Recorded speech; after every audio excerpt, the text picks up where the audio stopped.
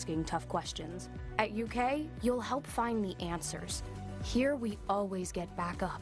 Because you're part of the Big Blue Nation, a community that will support you and push you further. Wait, Wildcats don't wait. Wildcats never stop.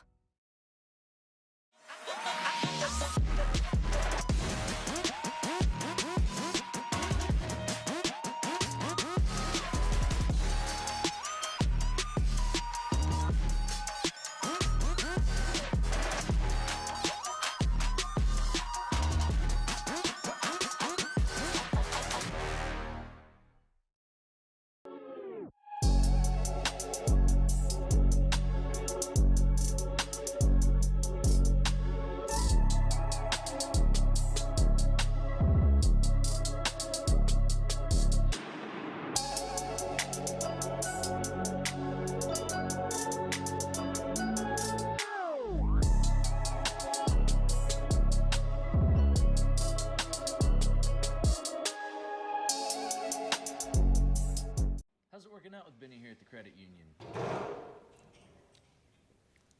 Yeah.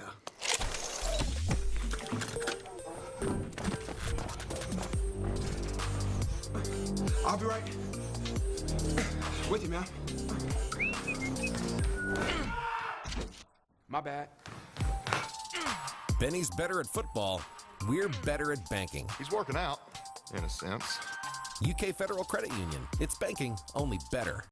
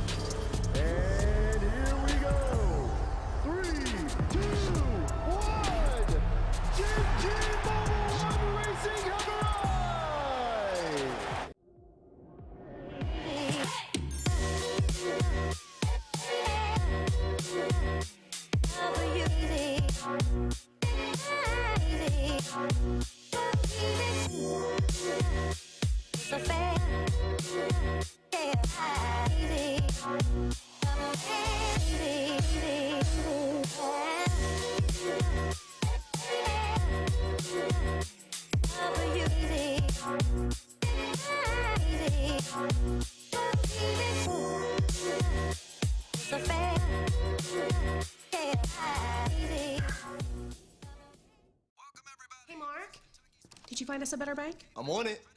Now, here's your host, Matt Jones. Hey, this is Matt Jones, Kentucky Sports Radio, here live at Mark's desk, and I want to tell you about UK Federal Credit Union. They have the best rates. Great rates, but I do my banking there, Shannon, because they have the best service.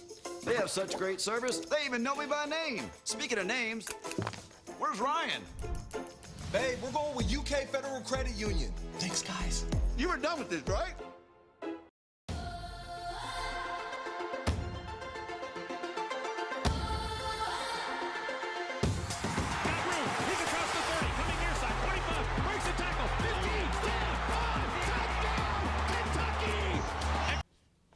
Welcome back, everyone. Thank you for coming back. If you're back or if you're here for the first time, thank you for coming. We're back from our lunch break and our OWCC break, but we're here now going farther into our bracket dividing. We've got Converse versus UK Blue, and as you can see on the winners bracket, and I believe on B Stream, we're going to be seeing Ball State University versus Miami University of Ohio. Yeah, we have got, honestly, just round 2 of winners bracket. We've got some insane matchups. Our number 1 seed, Maryville University, going up against Ohio State. And, of course, we have the result of round 1 of losers matches. Unfortunately, we do say goodbye to some teams at this point in the bracket, but you should be looking forward to Blinn, South Florida, Cincinnati, and Ohio State Gray taking the stage in just a little bit. But we have to play round 2 of winners before we get there, and I gotta say, we did see Kentucky Blue a little bit earlier on today against Kennesaw State. It was a great win for that team, but now they're going up against Converse, a team that won this event this time last year. It is going to be a whole different level of competition that they're going to have to play up to. Yeah, definitely. And it's going to have to come off the back of the tank player for UKY. We've got Andy's stats from their first game. And, I mean, look at that. Look at that. Five deaths per 10 minutes is pretty good for a tank roll.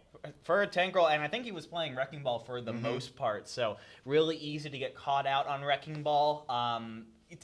Especially, you know, you don't have very many, like, personal shields or stuff to block damage. You just have to be really good at knowing where all the health packs are, being able to avoid damage, get out when you know that you can't stay in for much longer when you're getting focused down, and did a really great job of that in Kennesaw, and was able to open up a lot of space for those DPS, Hele, and Aspect Cisco to get a lot of work. But I gotta say, the thing that I'm most impressed by is that smile.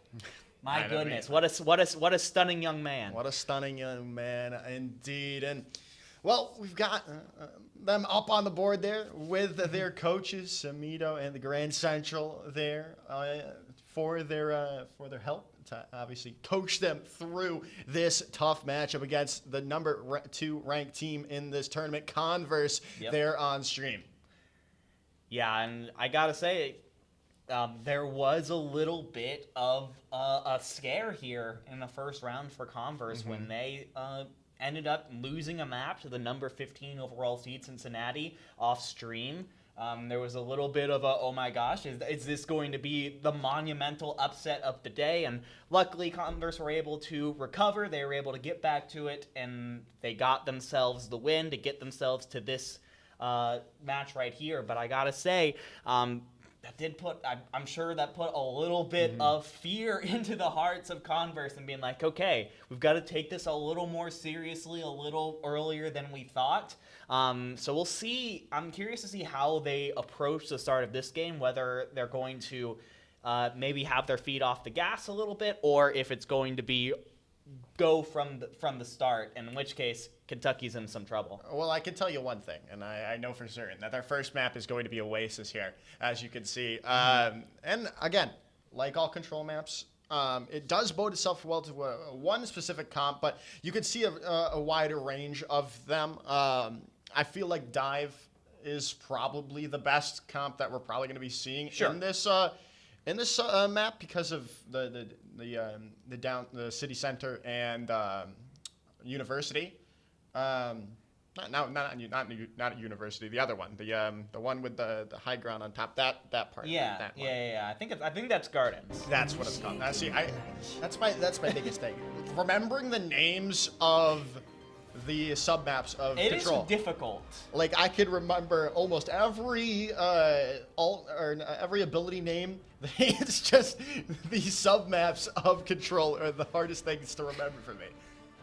It is going to be... It's always tough, right? I just learned the ones for Antarctic Peninsula, like, 2 days ago. Oh, and goodness, even that, like, I'm still a little bit iffy on. But here on Oasis City Center, we do have 2 very different styles of comp coming out initially. Kentucky are going to be coming out with that Wrecking Ball composition that we saw a lot of in the first competition. I'm curious to see if Aspect is going to stick on the Symmetra or if it's going to be just a quick DP out of spawn and then swap over to something else. Yep, swap over onto the Tracer, get that flankers in play. Meanwhile, Converse going for a very traditional kind of brawl comp, except for quicks on the Ramatra instead of a Reinhardt. Yeah, I'm interested to see how they play this. It is very it toes the line between a brawl and a poke comp because of how Ramatra plays with the change in the Nemesis form.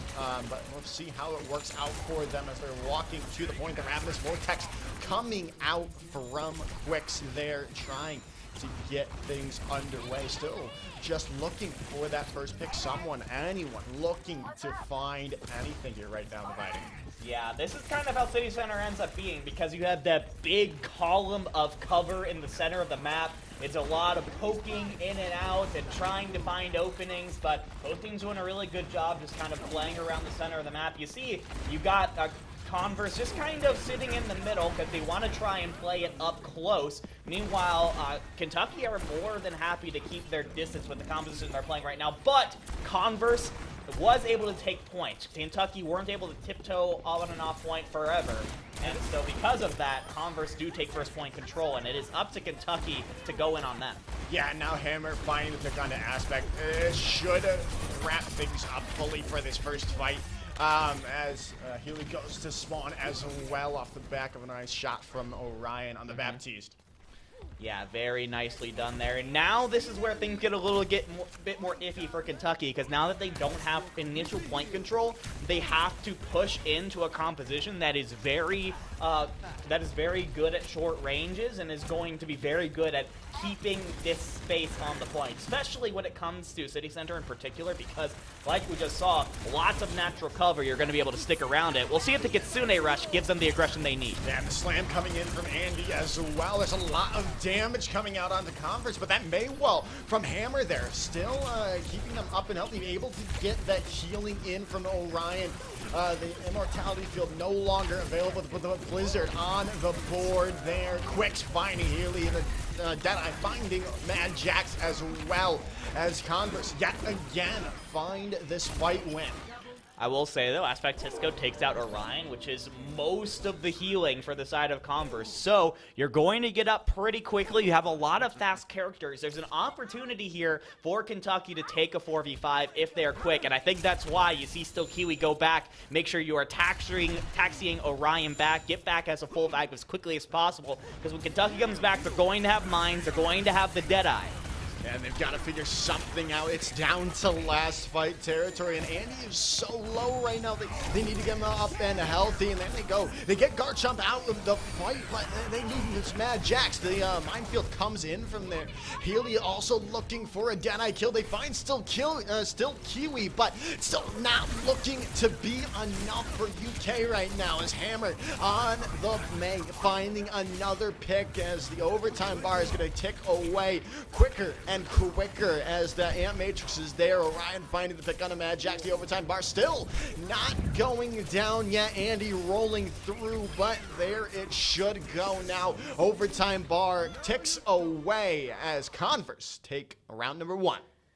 I gotta say, the main difference I saw between Kentucky in that submap versus Kentucky in their first round matchup against Kennesaw is that Andy was getting focused down a lot faster.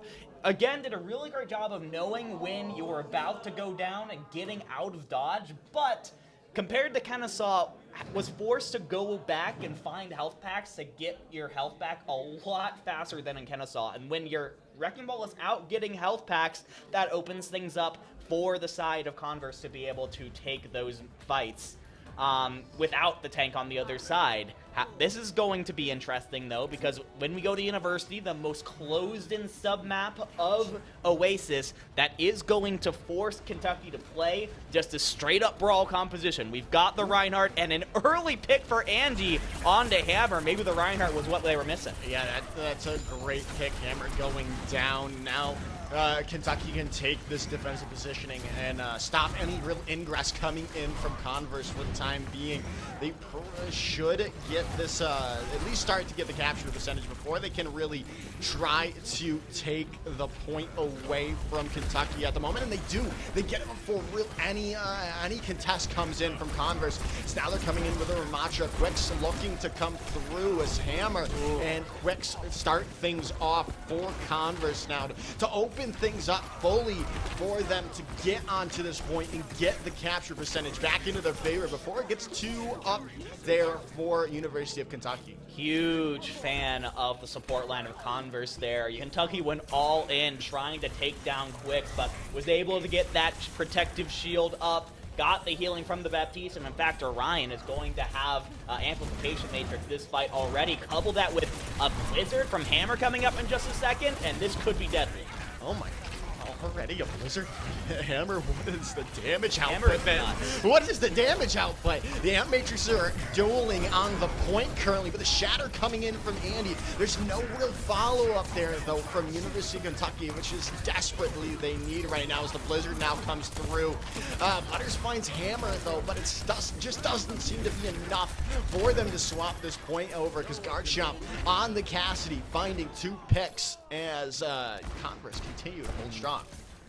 The silver lining here is that you do have a Blizzard now on the other side. Aspect Cisco has it ready, and then once you have people frozen up, Heli can knock them down with the Deadeye, and you have a beat as well in case things get hairy, because still Kiwi did use it on the side of Converse. Well, Converse does have is some really nice zoning and offensive tools in the Deadeye and the Annihilation. You're going to have to fight through at least one of those. With the Deadeye coming in early on from Healy there, looking to find someone. They find still QB out of it, but Andy's traded back immediately, and the Deadeye finds one of their own.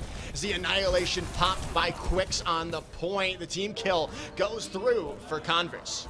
My goodness. Deadeyes from both sides, but at the end of the day, again, I'm sitting here thinking, okay, this time Kentucky has to have the ults here. They still have the beat and they still have the Blizzard.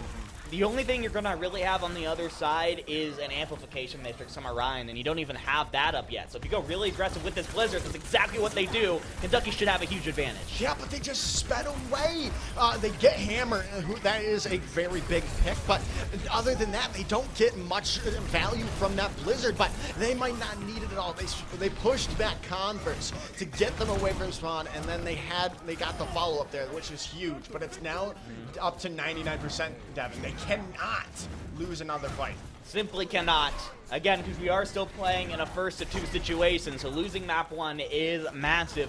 Both sides have the Amplification Matrix ready, and I will say there is a big advantage here because now it is Kentucky who has the Amp Matrix to push into Converse. Yeah, and losing Orion is not good at all. Another nice shot coming in from Healy. Going down, though, to Guard Shop, but it's still enough of a picks coming in from UKY to keep them in favor.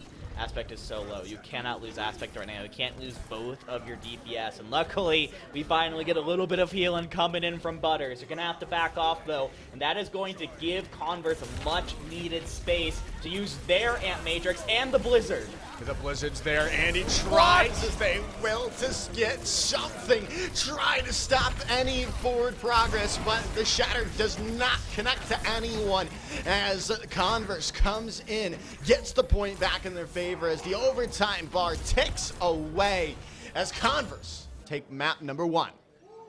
I will say not a bad showing from Kentucky on sub-map 2 when it came to a Brawl v. Brawl composition, but this really was, I think, Converse doing what they needed to do.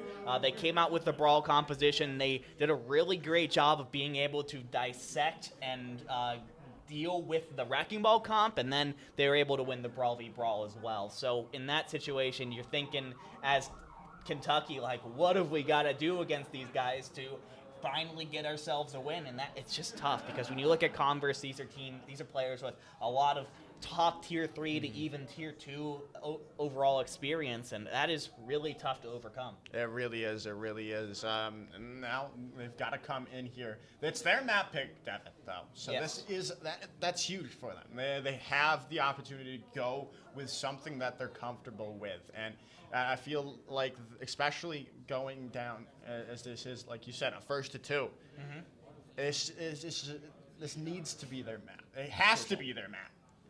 Yeah, it's crucial, and I think that you probably want to try and maybe force Converse off of the brawl. I mean, that's what we saw them do throughout both maps. I think you could have gone with a ball comp on City Center, but you decided not to.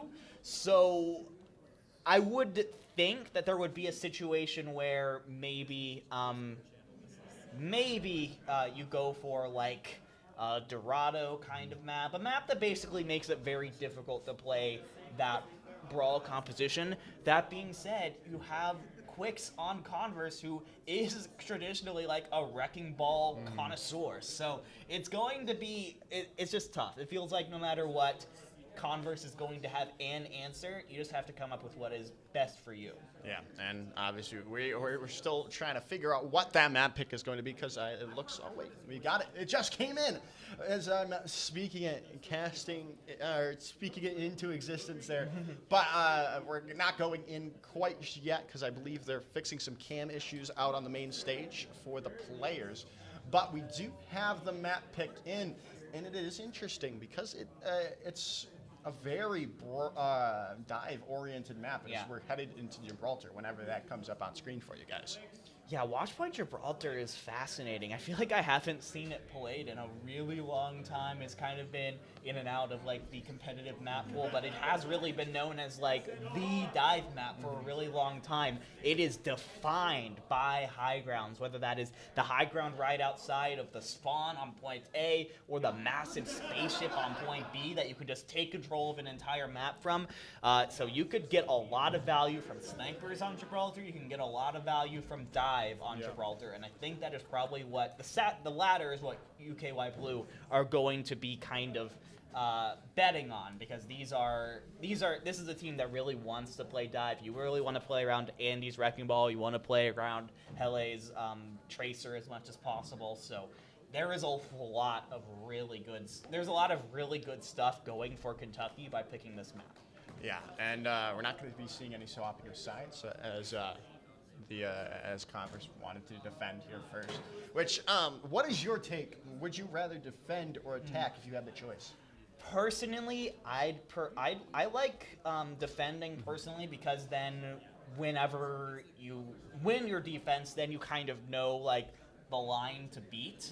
I like having that, like, okay, this is the golden box of victory. This is what I've got to get to on my attack. That being said, attack is really nice because it kind of gives you the chance to set the tone. Yes. It's kind of the more risky option, because obviously if you get full held, that stinks. But if you just roll through and finish the map in 4 minutes flat, and it's like, okay, now the other team is just looking like, oh my gosh, what the heck do we have to do to win this series? It's a very interesting kind of mental predicament that you get put in that situation. Yeah, it really is. I like that. I always see it from both sides, like you just said there. I'm a more of an attacking first type of guy, because I like to boom the enemy team as quickly as I can, and then it makes the defending easier. And that's just from my perspective. But I'm a tank. Like I said, I'm a tank player. I like to boom the enemy team. Absolutely. It's all about the mental game. Yeah. It's all about the mental game. I will say, so we've had a little bit of time. I'm gonna change the subject on you here. We've had a little bit of time. We've had some games we played here on LAN. What has been your favorite game to see this week? Whether that was not this week, today. What was your favorite game to see today? Whether it was on or off stream? It's not just a game. I've loved seeing Blinn College play. I posted on my Twitter. If you don't follow me, by the way, follow me, Joker's Ransom on Twitter. Gotta. Yeah, thank you. Prod, appreciate it. Appreciate it. Right there, baby. Right there.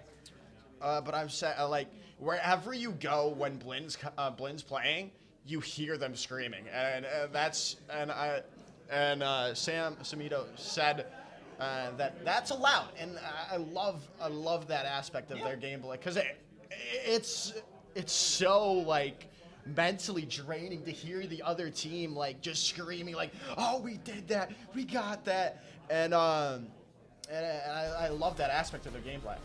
Absolutely. I actually really love the mental aspect that it does, because I think you're absolutely right. You're literally sitting across from these guys, and then they kill you, and you hear them shout. They go, "Let's go!" And it's so great. I'm not sure if that was them cheering in the audience just then, but the last confirm it. I can't see them, but I'm just gonna assume it was. But let's get back to the matter at hand here, Dividing. We've got the map in play, and we're seeing what Converse is currently running out on, which is not what I was expecting at all. Yeah, really interesting stuff. I actually like the Torbjorn pick because you can set that turret up on high ground. You're kind of expecting maybe a flanker sort of composition, a dive composition. Aspect might swap onto a tracer after getting a teleport out for Hele, so having that up as kind of a tracer of the turret is actually really, really good. And then you have Garchomp on the D.Va, who, by the way, we got a bit of a role swap here. Garchomp and Quicks swapping DPS and tank, as they often do, depending on what they want their tank to be. D.Va means it's Garchomp tank time, and Quicks is going to be on the DPS. Oh, and it shows why Garchomp's on the D.Va already, sniffing out Hele, who's on the Widowmaker, looking for those angles, looking for those shots onto the squishies. That's not going to be the case when Garchomp is on the case, as right now it's looking good for Converse. Yeah, and you did a really nice job, again, playing really well around these high grounds. I mean, no matter where you go, Hammer is going to be there. It's going to be just putting in pot shots on you, and Garchomp is doing a really nice job of just contesting the cart, not letting you get underneath car wash. But there's a 2K from Hele, taking down 2 members of Converse. Yeah, they lost the D.Va, and they found their opening, finding 2 picks, and now opening things up even further. Hammer tried to turn it around, though. Got the pick onto Aspect, and that's going to be rezzed up, though, so that res is no longer going to be available for this next fight, though. What this has done, though, is give Converse a lot more room. I give Kentucky a lot more room, as now you see they're able to take positions on this high ground, and when you're playing a double sniper, the Widow Hanzo composition, that is so powerful. As Hammer comes in yet again, finding 2 picks, Butters and Aspect back to spawn, as Converse coming back after that rough little second fight there. Really nicely done there from Converse. Coming back in when they were pretty much playing on the low ground exclusively, but 2 quick picks from Hammer is able to give the point control back over to Converse as we get under 2 minutes to go. You do have walls coming up from Hele, and you do use them, so got to be very careful if you're Converse right now, because Hele has wall hacks and is going to pick off your head if you peek out. Yeah, but Converse, just rightfully so, not playing in any sight lines at the moment until those walls are gone. As Andy's separated from the squad, can they get them to stay alive? They get the help, but there's still so much damage coming out from Garchomp there, but they almost got knocked in the midst of all of that. It's good for both of them. The self-destruct now coming in, I believe, for Garchomp. Can't find anything but a nice tap to the head from Hammer. It's going to open things up. The magnetic bomb coming out as well. Not going to find anything, but still, they're finding the picks that they need off the back of Garchomp and Hammer. Kentucky have been kind of going back and forth from a double sniper poke comp where you play for picks, and then a dive comp where you try and get onto the back line. And neither of them are really working. It seems like you're not able to get picks in time when you're playing the double sniper, and then when you're playing dive, the peel from Converse is just so incredibly good that Andy and Aspect Cisco can't get any picks. It has to happen now, though. 45 seconds left on the clock. This is probably your last really good chance, and you're playing into 4 ultimates from Converse University. This is going to be a tough one, but it's got to happen now. Taking out Quicks before the EMP would be great, but Translocator is ready.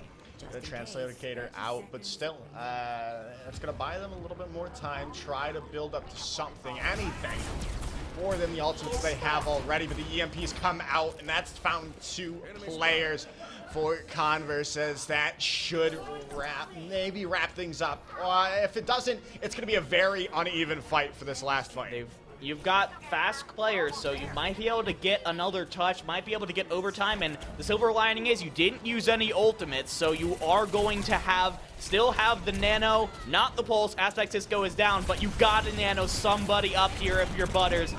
I think you tried to put it on to Andy, but the Wrecking Ball was antied, and that is going to end the attack for University of Kentucky. It is a full hold for the Converse Valkyries, and a trip to the winner's semifinals is only a few meters away. Yeah, and it's looking really good for them here. And they took your defensive, picking a defense first to set their goals set their goals low, or depending on how it happened. And they completed the full hold, and now they're heading in for a pretty short 65 meters is all they have to get here. Yeah, it's really 1, maybe 2 fights that Converse have to win here in order to take the 2-0 victory. It's going to take an insane defensive effort from Kentucky Blue in order to take us to a map 3. I would love to say, hey, they got a really good shot at this, but it is going to take it's going to take the Wildcats just clamping down on one of the best teams in the country here. And to do so, they're going to need to depend on Andy to initiate with the roll-throughs, with the pile drives, set things up for Aspect Cisco to get picks with the Hanzo, Hele getting in on the back line of Converse, maybe trying to find out Orion, force the fades out early. Even so, it's just going to be really tough for Kentucky to hold for a full 4 minutes here. Yeah, I was half expecting them to come out on Bastion Torb here. You remember when Overwatch 1, when you just come out, you get that full hold, and then you come out on Bastion Torb just to try your hardest to keep it. Hele's dead. But Hele's dead already. This is not looking good for UK at the moment. They're still buying that time, but as they're pushing through, the nice teleporter from Quicks to get them onto the high ground of UK. They're still, they found Quicks out of that fight, but Garchomp getting the damage done with the Junker Queen, as Orion's just cruising on the cart, looking to finish things out, and I think that's it. No one's going to be able to touch as Converse take the map and the series. A 2-0 victory for the Converse Valkyries, the team that is looking to win 2 Kentucky Overwatch LANs in a row. Seem to be well on their way to doing just that. With that win, they have secured themselves a spot in the winner's semifinals. They're going to continue moving forward in the bracket. They're in a very strong overall position, and this game looked really strong. This was actually one of the I've casted Converse several times. This is one of the strongest games overall that I've seen from them. No matter whether they had Garchomp or Quickson on tank, they were very determined. They were very decisive in their game plan, and they executed it to perfection. Yeah, I think it has to go back to that round 1 matchup against Cincinnati. They almost lost in that first round, and they said, nah, we're done. We're done screwing around. We're going to get to the finals. We're going to get as far as we can without losing. It's going to be difficult, obviously, with the who's also in the winner's bracket coming up. But they will have to play them until, I believe, the winner's finals, if I'm not mistaken, because of how the bracket is seeded. Yeah, because Maryville's number 1, they're number 2, so they won't have to worry about that until winner's finals. So at least that's a silver lining for them. But let's take a look at that bracket, hopefully, to see if we can see.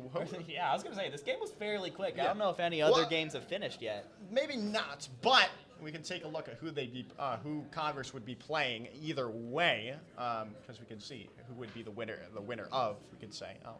But well, I guess no bracket. No bracket yet. I will say though, bit of a silver lining here for your Kentucky Wildcats. They do have to put together a bit of a loser's bracket run now going down. There is the bracket, so it's going to be the winner of Ball State and Miami University for Converse up next.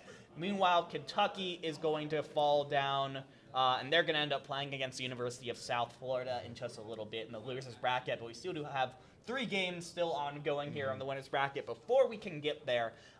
Yeah, so they're going to have a little bit of a losers bracket run to make. University of South Florida going up against them. That's going to be a really fascinating matchup. That's a team that was the number 5 seed going into today, and they ended up losing to the number 12 seed LSU in round 1. Was able to recover a little bit with a win over Oklahoma, but that's going to be a fascinating matchup. We are going to probably lose a very high caliber team in that match. Yeah, definitely. And, well, we'll see that eventually. But we're going to head to a little break here. Don't go anywhere. More fantastic Overwatches right after this short break. We've heard it before. Just wait. Wait for your moment. Wait for your turn. Not today. Not here. At the University of Kentucky, we run to challenges. Here, we know the world is asking tough questions. At UK, you'll help find the answers. Here, we always get back up. Because you're part of the Big Blue Nation, a community that will support you and push you further. Wait. Wildcats don't wait. Wildcats never stop.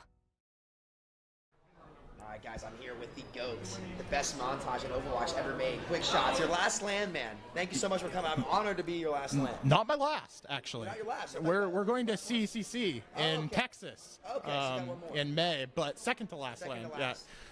I'm all for it. So, listen, man, you were a blast to have last year. I know that you guys are going to have fun. So what's the number one thing you're looking forward to in this tournament? I mean, I think we're looking forward to, honestly, for me, I like meeting everybody. Like more so than actually playing, I like talking with people, and we know a lot of the guys on Blinn, and we know some of the Maryville guys. So like getting to meet everybody, having a good time, I think like that's more important than actually winning. Oh, yeah. So, I mean, listen, it's the best thing to do about life. In this competition, you get to meet all your friends. That's how we met. Oh yeah, right? no, You know? last year, yeah. So listen, I want to say we're really happy to have you guys again. You know, I'm hoping you guys bring the heat. Is Garchomp gonna be cooking a ski mask again this LAN? I think he's cooking 4, but so he's gonna have a variety, and I think some of the other guys might have some as well. He's loaning out, so it should be a fun time. Oh my God, we have. Well, let him cook. So, who's the number 1 team you're looking forward to playing? I think it's a given, Maryville. I mean, it's going to be our hardest matchup, but I mean, the hardest matchups, in my opinion, are the funnest matchups. So, I mean, win or lose, we'll get good experience out of it. 100%, man. So I just want to say thank you again for coming, dude. It's always a pleasure seeing you. You guys remember, if they're going goats, I'm going hammer. And when in doubt, ball out. When in doubt, ball out, baby. We're too good, bro. We're just too good.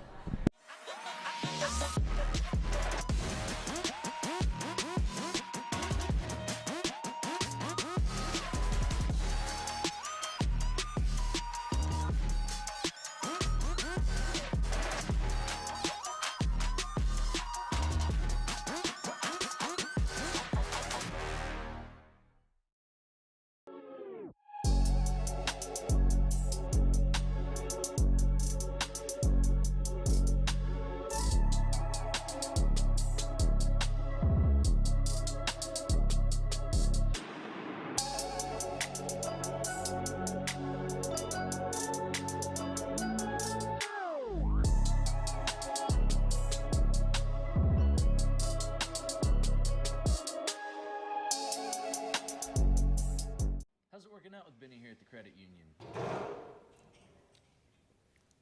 Yeah.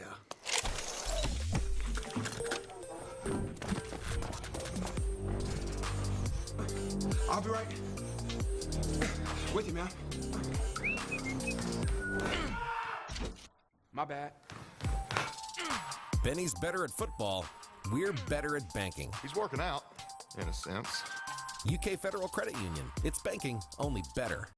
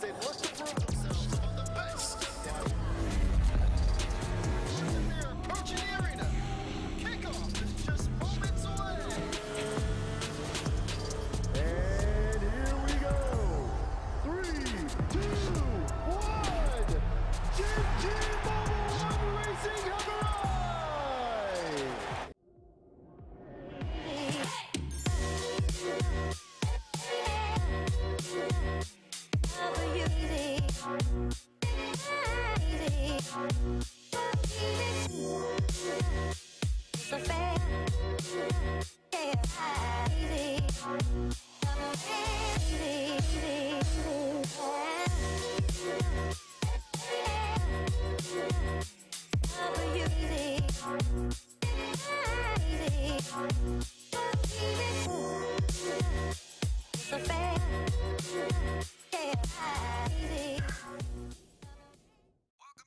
Mark.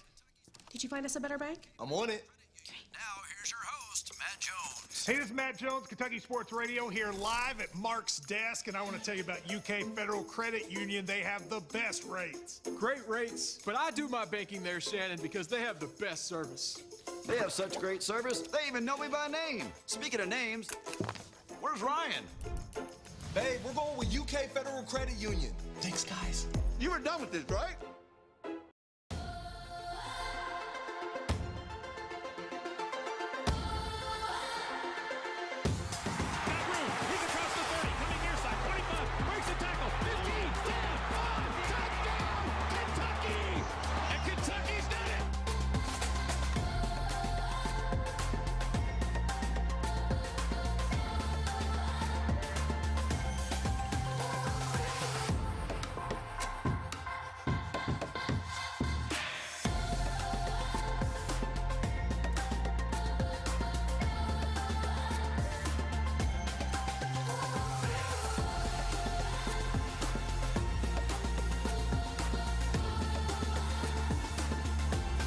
Averly Jane, though, has a 4-length lead, a deep stretch to win the Indian Summer. Averly Jane, a 2-year-old filly bred in Kentucky by the University of Kentucky.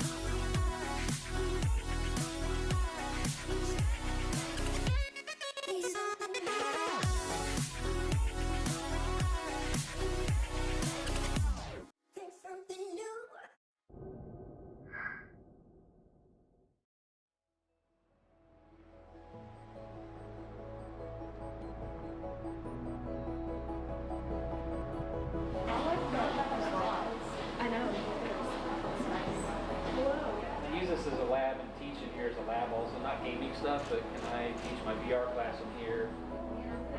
She be selling plates. She be selling, she sells salmon. This. So I can play here. I've been up since 6 o'clock a.m. Drove here from Cincinnati, went straight to my internship. After that, I'm going to chuck it over here. We'll put yours here.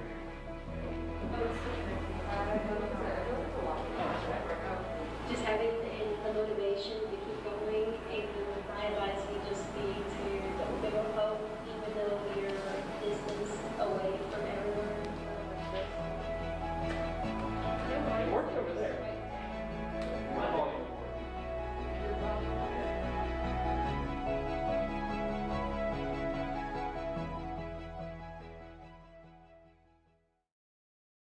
You can do all of this at the University of Kentucky. In case you missed it, last summer, the pro esports team Gen G Tigers lived on campus and played their NBA 2K League season right here in the Cornerstone Esports Lounge. UK's newest space for innovation and, of course, gaming. The Gen G Tigers are the first non-NBA franchise to join the league. And what better place for them than right here in Lexington, home of the legendary Kentucky Wildcats. This is our court right here, come on. This season, the Tigers had ups and downs, but most of all, they had a good time. Their journey took them to the Kentucky Horse Park, where the team made new memories and new friends. I have a really good feeling about this group. They are at the top of the food chain as far as skill goes. World-class esports at UK? Well, yeah. Learn more at esports.uky.edu or join us on Discord.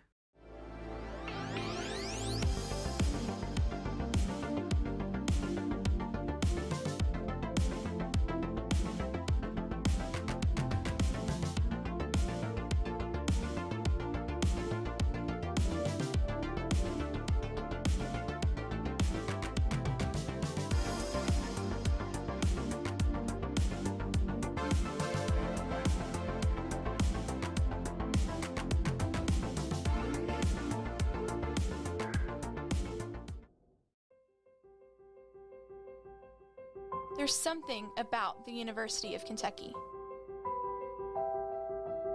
It's making lifelong friends on the first day of class. Studying through the night at Willie T.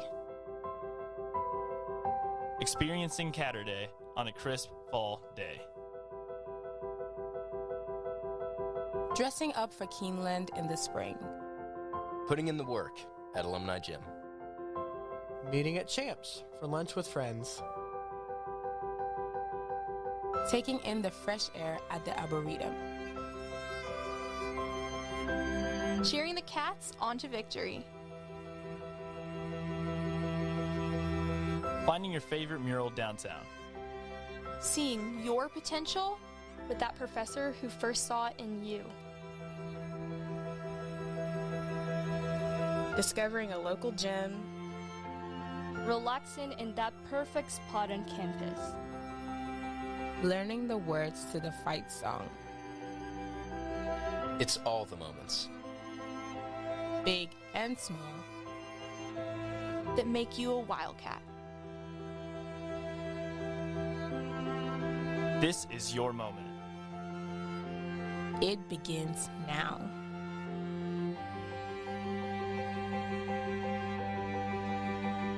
Welcome home.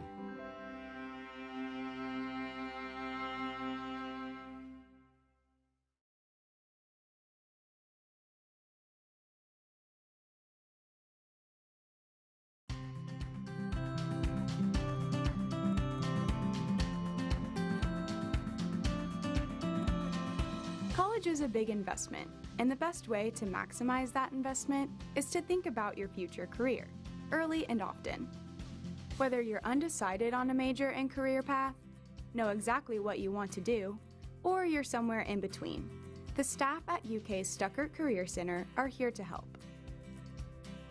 You can work with our career experts to connect your academics to the professional world by exploring careers and majors, learning how to build the perfect resume, and practicing your people skills with mock interviews. They also have tons of info on internships, micro-internships, and experiential education opportunities to help you develop important on-the-job skills without leaving campus. You can also meet up with students at workshops and programs, and there are even spaces where potential employers come to you for interviews.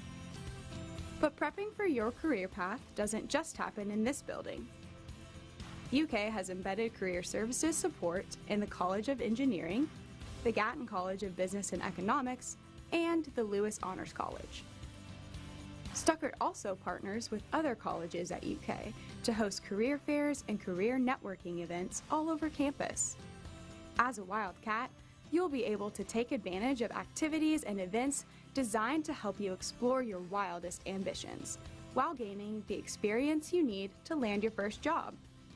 UK graduates are everywhere, pursuing exciting careers, changing lives, and transforming communities. Now, it's your turn to discover what's wildly possible and how you'll make your mark on the world.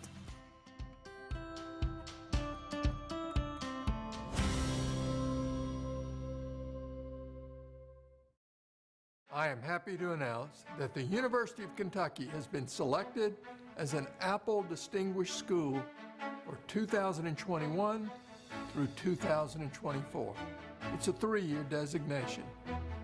This is a recognition of our Smart Campus initiative and our efforts to infuse innovation into everything we do: learning, teaching, research, care, and service. As Kentucky's flagship institution, we are dedicated to exploring how technology can fuel the ways we fulfill our mission to advance Kentucky. Our goal is to become one of the country's most innovative campuses.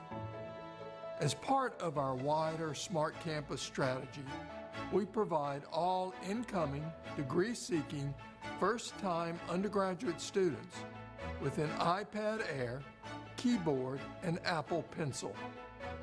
We want technology to support student learning as we prepare them to compete in a 21st century workforce. That's why our world-class faculty use these tools in the classroom, and our students use them in their internships, co-ops, and other experiences. We seek to prepare students not only for a job, but for a career and a life. Our students won't just compete for 21st century jobs. They will create them as they lead lives of meaning and purpose. This initiative is another example of how we put students first in all we do. Congratulations to everyone who helped us become an Apple Distinguished School. You are proof of what is wildly possible here at the University of Kentucky.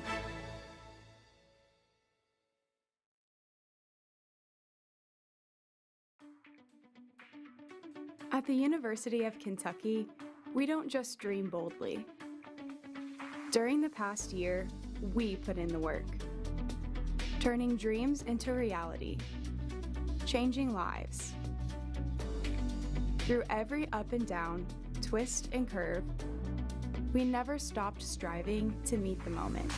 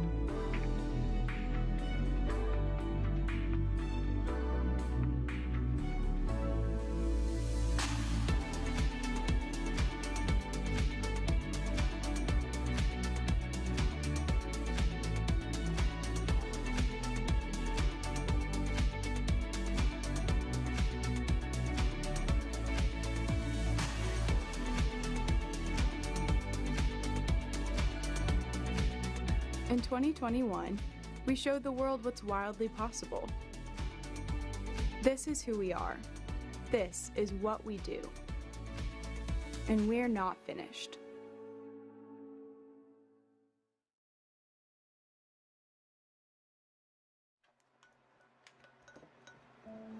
My name is Mariam Siddiqui. So I graduated in May of 2020, and I actually got a dual degree with a Bachelor's of Business Administration in Marketing from Gatton, as well as a Bachelor's of Science in Integrated Strategic Communication from the College of Communication at UK.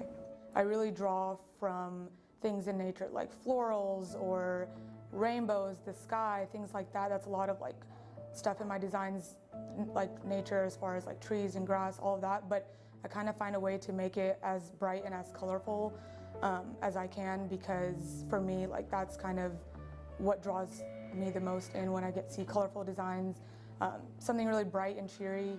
So mostly like nature, because I think that kind of reflects like genuineness and authenticity and not kind of something that's artificial. Things are authentic and natural, but at the same time like kind of looking at the brightest side of everything that we can. March of 2020. So when we had been sent home from school, I'm like, whatever, this will blow over so quickly. And then in April, I think, was when we had heard about UK offering like devices for remote learning for students. That was my last semester at UK, and I kind of felt already like being at home was already making it kind of difficult to focus on school. So I requested the iPad from UK, and that was just like the beginning of what I did not expect it to be. I honestly just kind of went crazy the next 2 months with it. I was like creating tons and tons of designs. Well, at first it wasn't even just a business. It was like a lot of my friends were like, these are so cute. I would put these as stickers on my laptop, and I was like, okay, like I guess I could figure out how to do that. But then after I realized I could go a bit further with it, my biggest goal was to like create products and things that made people smile, even for like the smallest moments. You know, like life is hard, things are difficult, but if you can have small things like a sticker or like a cup or a t-shirt that you wear that makes you feel like your best self, then that's how it should be. Especially if you're a creative person or someone who just, you know, thinks outside the box a little bit, as I think UK definitely encourages us to do. I think it's definitely worth exploring those opportunities and kind of seeing how you can use that iPad, which has been given to you by your university, which is like honestly such a big investment in you and your success in your future, and figure out which ways you could use it the best for your unique capabilities. It really is something that I enjoy so much, and I love the time that I spend doing it, but it's just kind of crazy because I'd never expected like drawing things on my iPad to turn into an entire business that can run on its own, you know.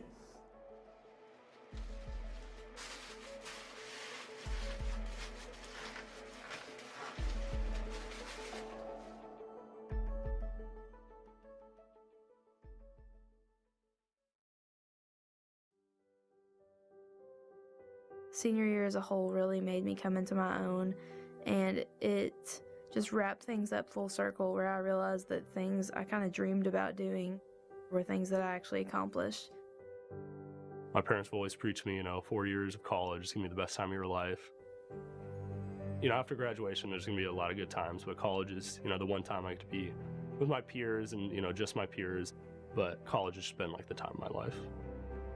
I am not the same person I was coming in my freshman year. I feel like it has been transformative and a launching point for the rest of my life and my career. I have tremendous gratitude for everyone in my journey who's been a part of creating me, like making me better and seeing my potential. To be able to go to a place and say you've grown as a person, but also learned a lot, you set up well for the real world, and I've made some great friends to keep with you. Something you don't really get anywhere else that I've been very blessed to get. My time at UK has been incredible. This has been a perfect stepping stone, and you don't think about it because it's so gradual over the 4 years, but then when you look back and really reflect on like who you were when you stepped in, you're like, wow, I am way more prepared to go into the real world. I guess it was the times that I never realized how much fun I was having.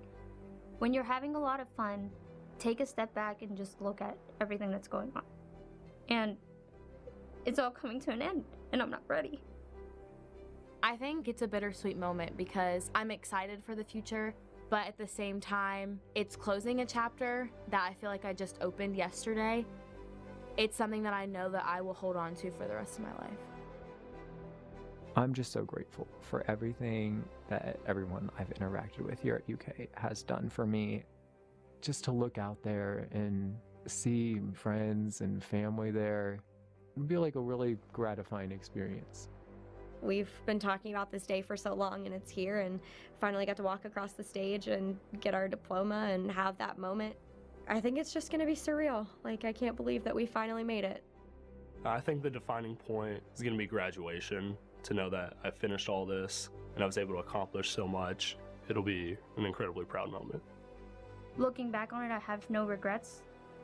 And I know that this is not just a huge milestone for me, but it's a milestone for my family to remember forever, because it means that every sacrifice that they made was worth it. Like, this was worth it.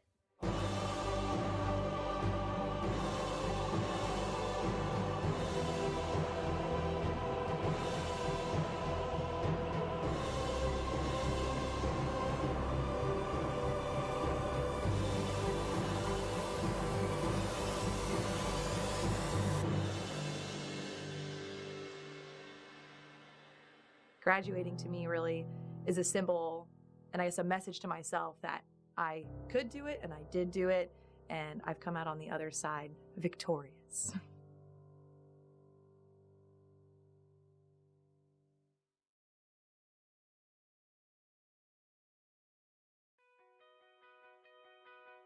The main thing that drew me to joining an LLP is that whenever I applied to UK, I was applying alone. No one from my high school was attending UK.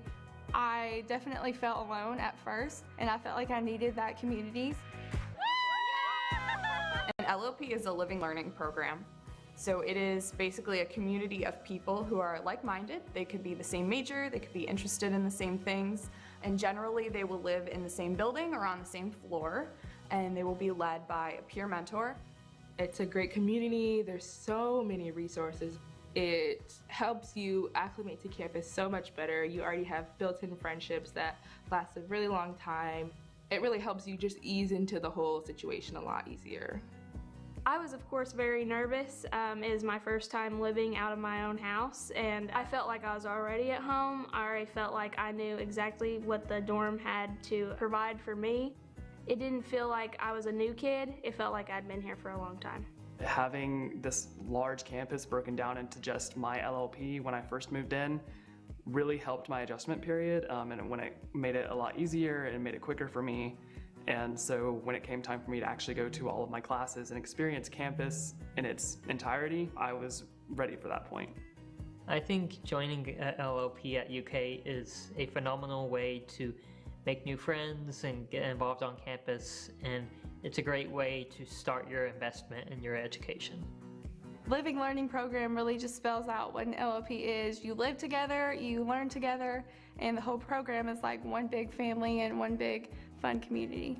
There's different activities, so we had a water balloon fight, we had an ice cream social. We'll do like test prep nights, we'll do some fun nights too, movie nights. We recently had an event where we helped students schedule their classes, so if they had questions about where is this building, how far is it from this building, can I make it in time?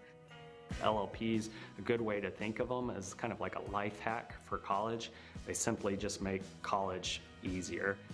College can be daunting and overwhelming for a lot of 17, 18-year-olds coming in, moving away from home for the first time. So it just makes the social side better, and makes the academic side better, and just kind of makes your life better. The average end-of-year GPA of students living in an LLP, for instance, is significantly higher than those students living off campus, and even significantly higher than those students who live on campus in a UK residence hall but don't participate in an LLP. The other thing that is great about LLPs is our retention rate is significantly higher than all those other students living on campus but not in an LLP. I think what makes UK's LLP experience so unique is the intentional layering of support. We have living and learning spaces that meet every need. We've got the larger spaces where students want to gather. We've got classroom spaces for faculty or resident instructors to come in and share with our students. But we also have study rooms that are smaller cubicles or larger if they want to do group study sessions. It's pretty easy to access resources. One of them is the study that I went to a lot. It's our peer tutoring.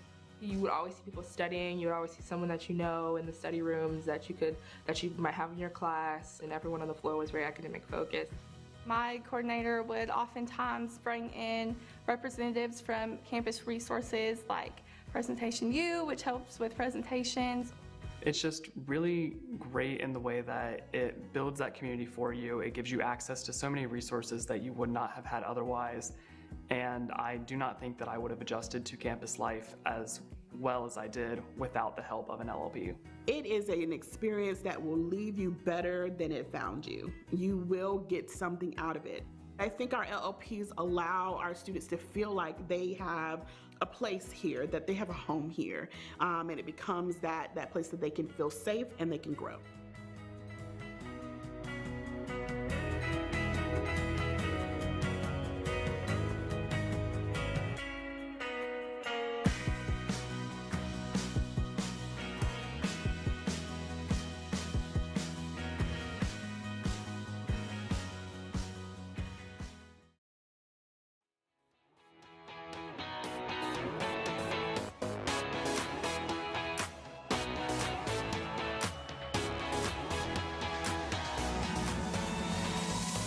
UK is the best place to go to school. I have never felt more at home away from home. It's an amazing place. Whatever you're interested in, whatever you want to be, whatever you want to do, UK is the place to be yourself. I will say that you're absolutely gonna love it, okay? Absolutely. Honestly, you're gonna adore it. I don't know how many words of love there are. I wish I had more in my head, but no. You're gonna love it. This school is the most unique school I've ever been at, and there's just something special about the University of Kentucky. It's more than just a school. It's a community, it's a family, it's home.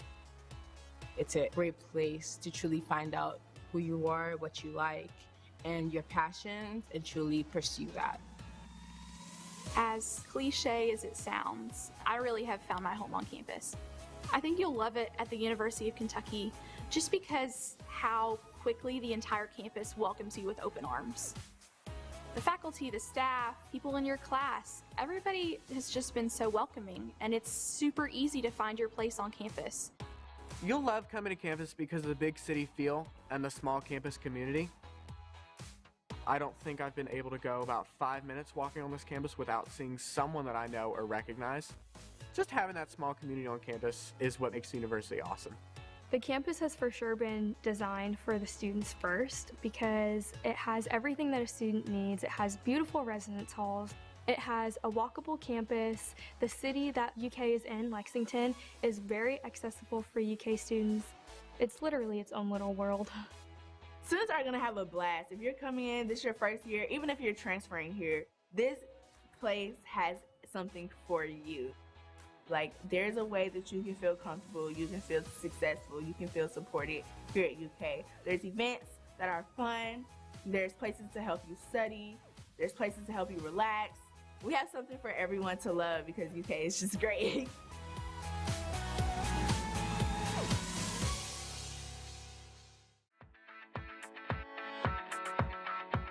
I think the professors at UK are amazing. They always want to help you go one step beyond to help you succeed on campus. Anything that they can do to help you, they are always there.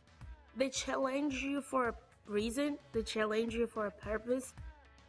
Your professors do their best to give you the best and quality education you need. They train you in a way that you can be able to stand on your own in the real world and be confident about yourself and about the education you have received here. UK's got a very student-first approach. The whole time that I've been at UK, I feel like they put me on a path to success, and there's all these opportunities here, and it's if you want it, you reach out and take it. We put it here for you. All you have to do is say yes, and we will help you along the way. It's all just so welcoming. It doesn't feel like there's a whole lot that UK has not thought about in terms of empowering its students to do what they need to do. I feel like I get to learn new things every day, and I get to engage with a lot of really cool people, and it's, you know, helping me in my career and what I want to do with my life, and I think that's just awesome. Everything in UK genuinely is very aesthetically pleasing, which is really nice. There's a type of space for everyone to learn. We do have a lot of group learning facilities. We have technology to help a student succeed in every aspect. You can accommodate pretty much every sort of learning style in every single classroom that we have on campus and every single study space, because they want to make a community space for everyone where all of our students can function how they need to and how they can be most successful.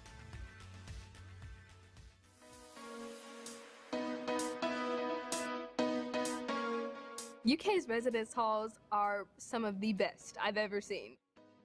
Whether you have a suite or you're in a room with other people, the quality is incredible. All the light that like cascades in, it's absolutely beautiful. So it just makes the dorms so much more cozy and homey. A lot of times you see the parents come in and their faces just drop because it's definitely not what they grew up having. You know, you got granite countertops and Tempur-Pedic mattresses and just these beautiful, fantastic residence halls that have all been completely redone. I think we're very much spoiled here. And with the residence halls being right on campus, it's just an easy walk to class. And also being very close to downtown as well. If I want to go watch a movie or go bowling with friends and things like that, it's not a far walk. Also having the opportunity to live with my friends, it's like a party every day. There's always something to do on campus. There are over 550 registered student organizations on campus. That sounds like a lot, but what it really means is that there's something for everyone. If you're outdoorsy, there's so much to do in Lexington. There is the Arboretum where you can kind of walk around some trails and it's really pretty and calming. There's Keeneland, which does horse racing, which I always recommend. Go to at least once. But there's also a lot of like hiking trails that you can do right around Lexington, which is also really fun. Kentucky is an everything school. We're a football school, we're a basketball school, we're a rifle school, we're a cheerleading school, we're a volleyball school, we're an everything school. If you want it, we got it, and we're the best at it. Game day in Kroger Field is certainly like nothing else. It's so loud, everyone's so excited. It's a really awesome environment to be in. It's electric is the word that I would use. The Eruption Zone is so much fun. It's one of the best student sections I feel like I've been in. But just being there and being a part of like the greatest tradition of college basketball is just, you'll never forget it. The University of Kentucky is truly, truly, truly intentional about making sure that students are wildly achieving their goals. It is where I found who I am and what I want to do. There's so much that you get to experience here. There's so much joy and fun to be had when you're here. It's definitely going to be the time of your life here at UK. I've met so many people. I've made so many connections. I've met so many friends. I've done so many things that I never thought I would. But once you really start experiencing the things that you have at UK, you're going to kind of find your own personal home here. The possibilities are endless, and this university has the support to supporting who you are right now, who you were, who you're going to be. So, UK is the place to be.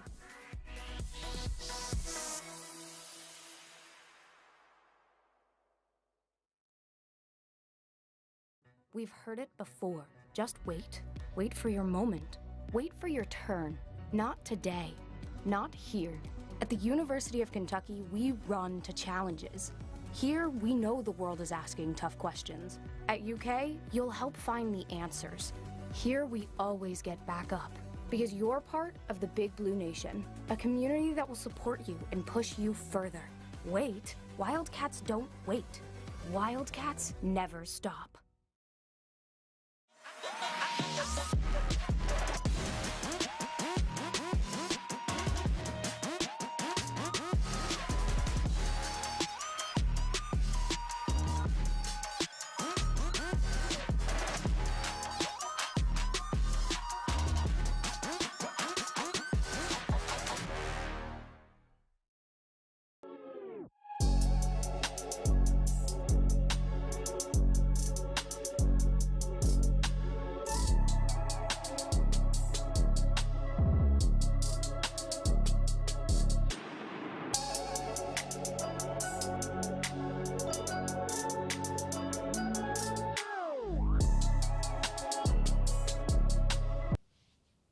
We're back, everyone, and well, we're not Samito in the Grand Central, but we're still here. Sam had to get ready for his open division match, and Devin, being from Cincinnati, had to cast our next team I here. simply had to.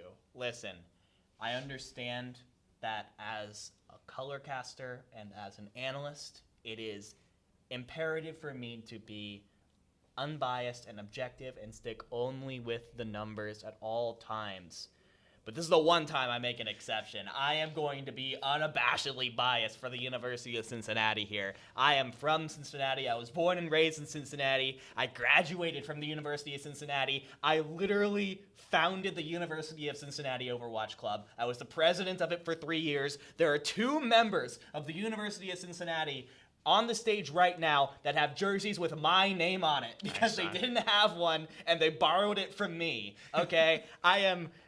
Those are my guys, okay? Those are my guys right there in those chairs on screen right now. I'm honestly so proud of how far this organization has come. And by the way, there is your qualifier matches for the University of Cincinnati. And when you look at this qualifier schedule, you see they were up against Converse. They were up against CIU. They actually beat CIU, the number 4 seed. They also had to go up against their own B team. They had to go up against Blinn, OSU Scarlet, and Northeastern. Like, this is a tough qualifier schedule for the University of Cincinnati, and they got through it. They got to the LAN, even though it was at the number 15 seed.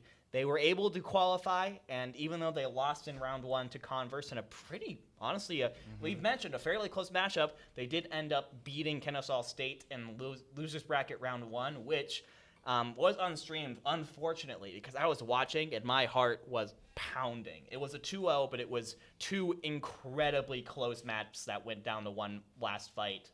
And they're still here. They survived. They advance, and they continue on against Louisiana State. Yeah, and let's take a look at them. Let's take a look at their. They definitely have not won yet, but we've got that graphic ready just in case. But here's their qualifier round. They beat Northeastern, but I believe that's because of them coming late into the qualifiers. This is true. So take that with a grain of salt, obviously. But then you go in, keep on looking down here, and then you see some.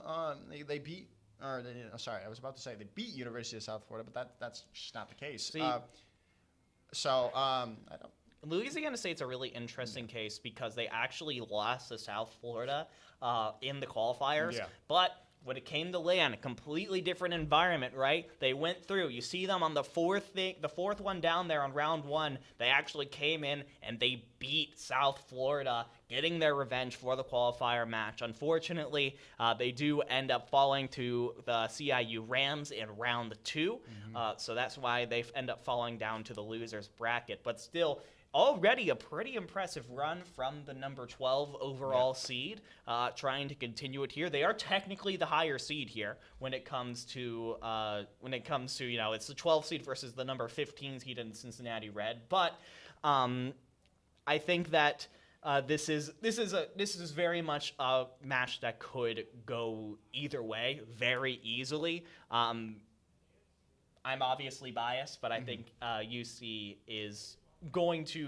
has already pretty significantly outplaced their number 15 seed, and they have a really good shot to continue doing that. Yeah, I was looking at the bracket there, and I'm really excited for that semifinals matchup between CIU and Maryville. That could be really fun. Like I said, when we cast them earlier, they're my dark horse. They could take at least a map off of that Maryville squad. Sure. But let's get back to this. You know Cincinnati. You know what they're probably going to be running here on our first map, I believe, which is going to be Ilios. I don't think Lijiang Tower is the correct one. Yeah, I don't know. I actually know. It could be Lijiang Tower pretty easily. They swapped it over. Yeah, okay. It is Ilios. I will say, so Cincinnati, obviously, because LSU is literally right there on the stage, I'm not going to say exactly what I think they're going to run. But I think Ilios does, in the same vein as Busan, actually does lend itself very well to kind of dive or rush-based compositions. Comps that are really good at being able to close large distances very quickly, because when it comes to maps like Well or maps like Lighthouse, it's a fairly open area, right? So it's all about being able to take and retain control over this space for significant periods of time. My question is to you, Dividing, are we going to see some Roadhog come out on well? I would love to see it. I don't know if we will. Roadhog, of course, has kind of become a bit all Reginald right at camera. love the smile. But I do think I would love to see it on well. I'm not 100% sure because Roadhog has kind of faded into the background as a tank pick as of recently. I'd be psyched to see it, though I'm not 100% sure. I'm saying probably not, but I would be ecstatic to see it happen. And just cheese it on camera right now. Yeah, as you do. I mean, hey, as you do. And here's something that I want to point out is because when Cincinnati was here last year, they had some winnable matchups in bracket. Didn't end up working out too well for them, and they credit it to being uncomfortable on stage, uncomfortable on stream. When you're playing and you're just like a club team and you don't have a facility to practice in and you're just playing on your own separate setups, and then all of a sudden you got just like a ton of different stuff going on when it comes to LAN, so many moving parts, it's so different. This year, and we'll get to this player highlight in a second, just keep it on screen. This year, I'm seeing a Cincinnati that's a lot more comfortable. You see them, they're playing around with the camera. They kind of have those first round jitters out of their system. And because of that, being comfortable, having that confidence is honestly like more than half the battle when it comes to LAN. All right, now let's head over to the player highlight that we have on screen for you here. We've got Splash, I believe one of the DPS players, if I'm not mistaken. One of the DPS. I think it's one of the DPS players. So 7.6k damage per 10 and 7.34 deaths per 10. Depending on what they're playing, obviously can really skew those deaths if they're like on a tracer or something like that. That's still a very good stuff for them, especially if they're on the tracer with the 4.49 final blows. Yeah, really nice, really nicely done. I think LSU is a team that's coming in as kind of a bit of a dark horse, right? People haven't really been paying much attention to this team prior to this event, but they got through the qualifiers. They got through it pretty well, and again, it's just all about getting yourself a seat at the table, right? And being able to say, hey, we are here, we are at LAN, and we are going to play as hard as we possibly can as we are heading into Ilios right now. It's University of Cincinnati versus LSU. We are in the losers bracket, ladies and gentlemen. The loser of this best of 3 is going to be going home, will not be going any farther in this tournament. And it's all starting out on the infamous well here as Nacho in the chat. But that's the best thing about LAN 2. Just the interactions between the teams. I mean, come on. But let's take a look at these compositions right now. We've got Louisiana State currently hovering over the Far Mercy. Yeah, and actually, when you're looking at what Cincinnati Red is doing, it's going to depend a lot on what Eric is going to play. But Chu immediately on the Mei. I know that Chu is very, very confident in that Mei play. Going to be very difficult to snipe it from Mercy out of the air with those icicles. It's going to come down to, and Eric on the Genji. So the Mei Genji is going to be, it's going to be very difficult to deal with the Far Mercy with those projectile heroes on DPS. And definitely is, as Cincinnati trying to get some hold on to the point right now, but hey, maybe the rat on the Far. Like you said, it's going to be very difficult for them to deal with the projectile DPS for you, Cincinnati. Right now is going in, pumping in that damage from the Far, looking for those directs. But hey, in the midst of all that, University of Cincinnati turning it around, finding 4 picks of their own, finding that last pick with the rocket punch. Team kill coming through and taking that first fight.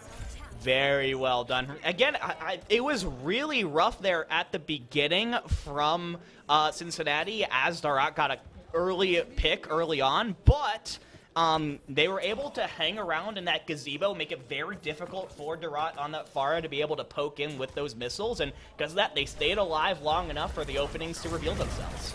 Yeah, come in here. The stuns coming into the tank rolls. They were playing a dicey game on the edge of the well, and Andog goes down early on to splash, but a nice boop comes through from Reginald, taking him down the hole, and this should be still anyone's point, but with a nice pick from the Rat on the Hanzo swap in the midst of all of that. He has the Blizzard if they want. They're all going to go in, but the Blizzard's going to be used by Chu, but I don't think it's going to be enough to really turn the tide of this fight unless they can find the pick onto Ihu on the tank roll, but it does not seem to be the case. The meter strike coming out, trying to stay alive. It's still Cincinnati able to stay alive, still accruing percentage for them, and they have not given anything up. But Fuji going down, Eric getting in that revenge kill.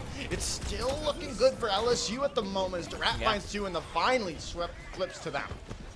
And while Cincinnati did use several ultimates, the Meteor Strike, the Blizzard namely, they basically got a fight's worth of percentage points out of it pretty easily, right? And they were able to pretty quickly gain... It seemed like Louisiana State had the fight under control when there was about 30% on the point in favor of Cincinnati, but instead you have 60% by the time they finally get it the flip, and you force both support ultimates out of LSU instead. So this is really, really good for Cincinnati overall, because they're going to be coming back into this fight with both of their support ultimates up. So we do have a DC on the side of LSU, which, by the way, like, how do you do that on LAN?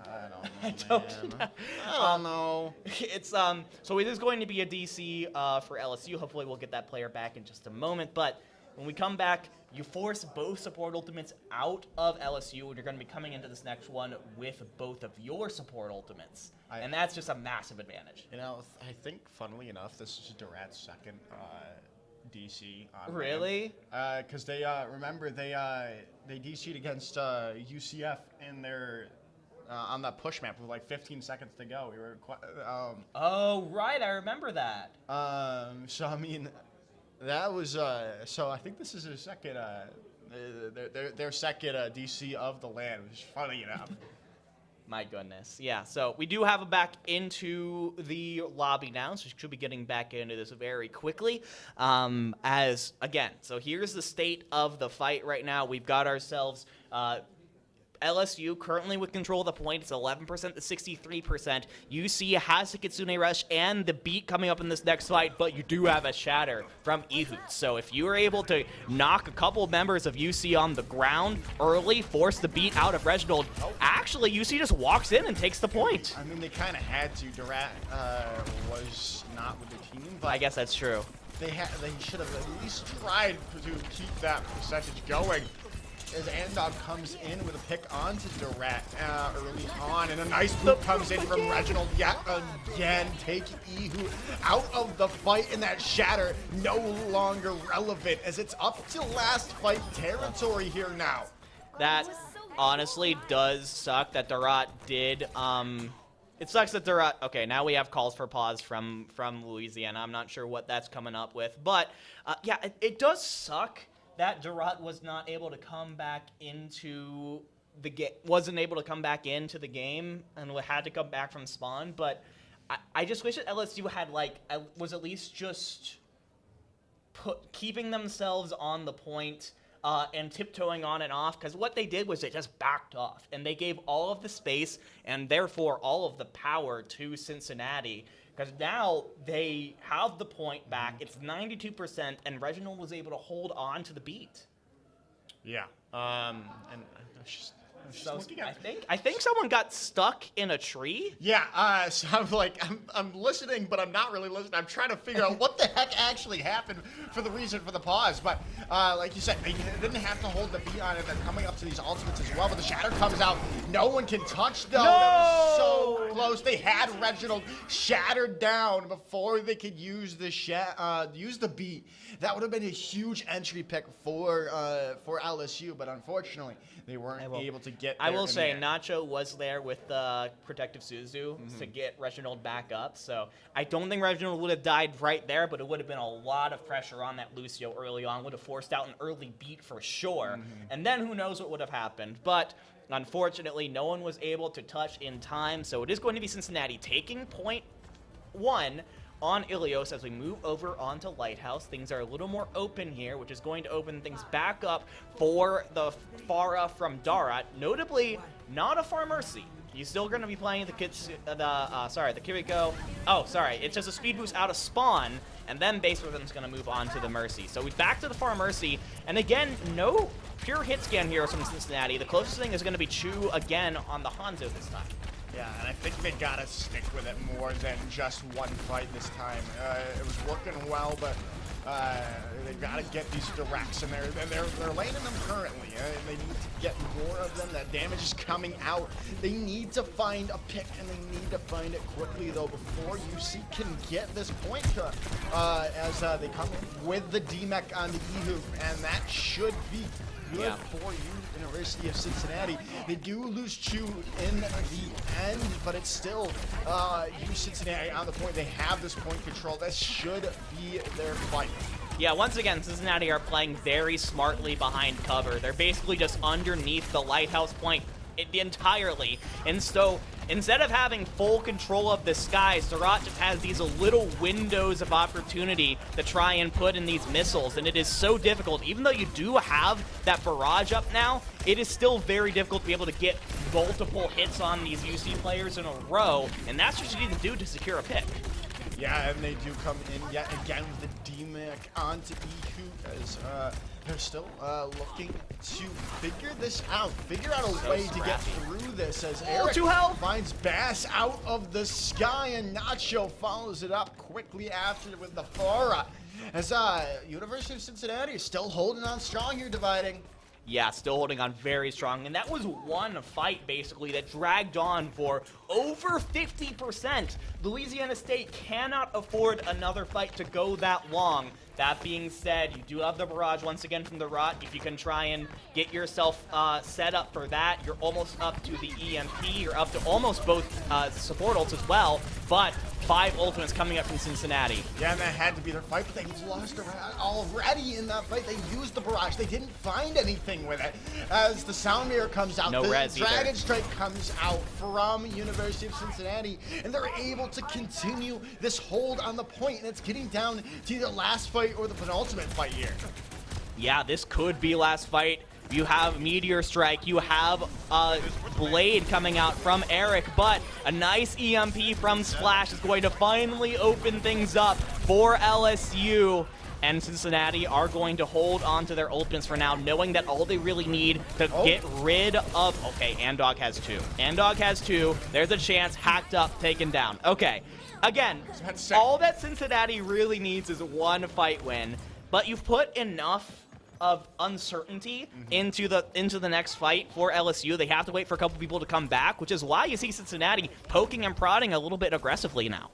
Yeah, they're forced. No one's on point. They're just gonna let them walk to the point here. What's going on? They need to touch. No, they didn't. They let them get the point back for free. The Dragon Blade coming out from Eric, looking for some anyone, but they don't need the blade in the end. All the damage comes out for the rest of University of Cincinnati as they're able to take this round. Can someone touch from LSU? It does not look to be the case as UC takes map number 1. Beautifully done from Cincinnati, and in a way that I think was a little bit unorthodox, because the main curveball that LSU threw at Cincinnati was the Far Mercy. And in a lot of cases, no one ranked to go, oh, there's a Farah, we should go hit scan. I don't think Cincinnati played a single hit scan hero that entire map.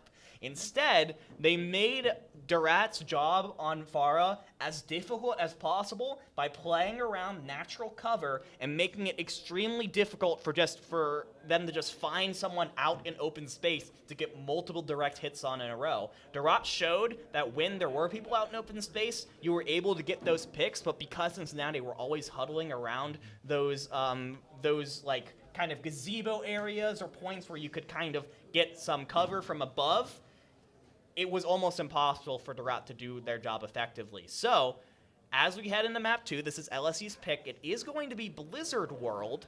What do you think about this pick from LSU? No, they were playing a lot of Rhine, I feel like, so it's an interesting pick for Blizzard World.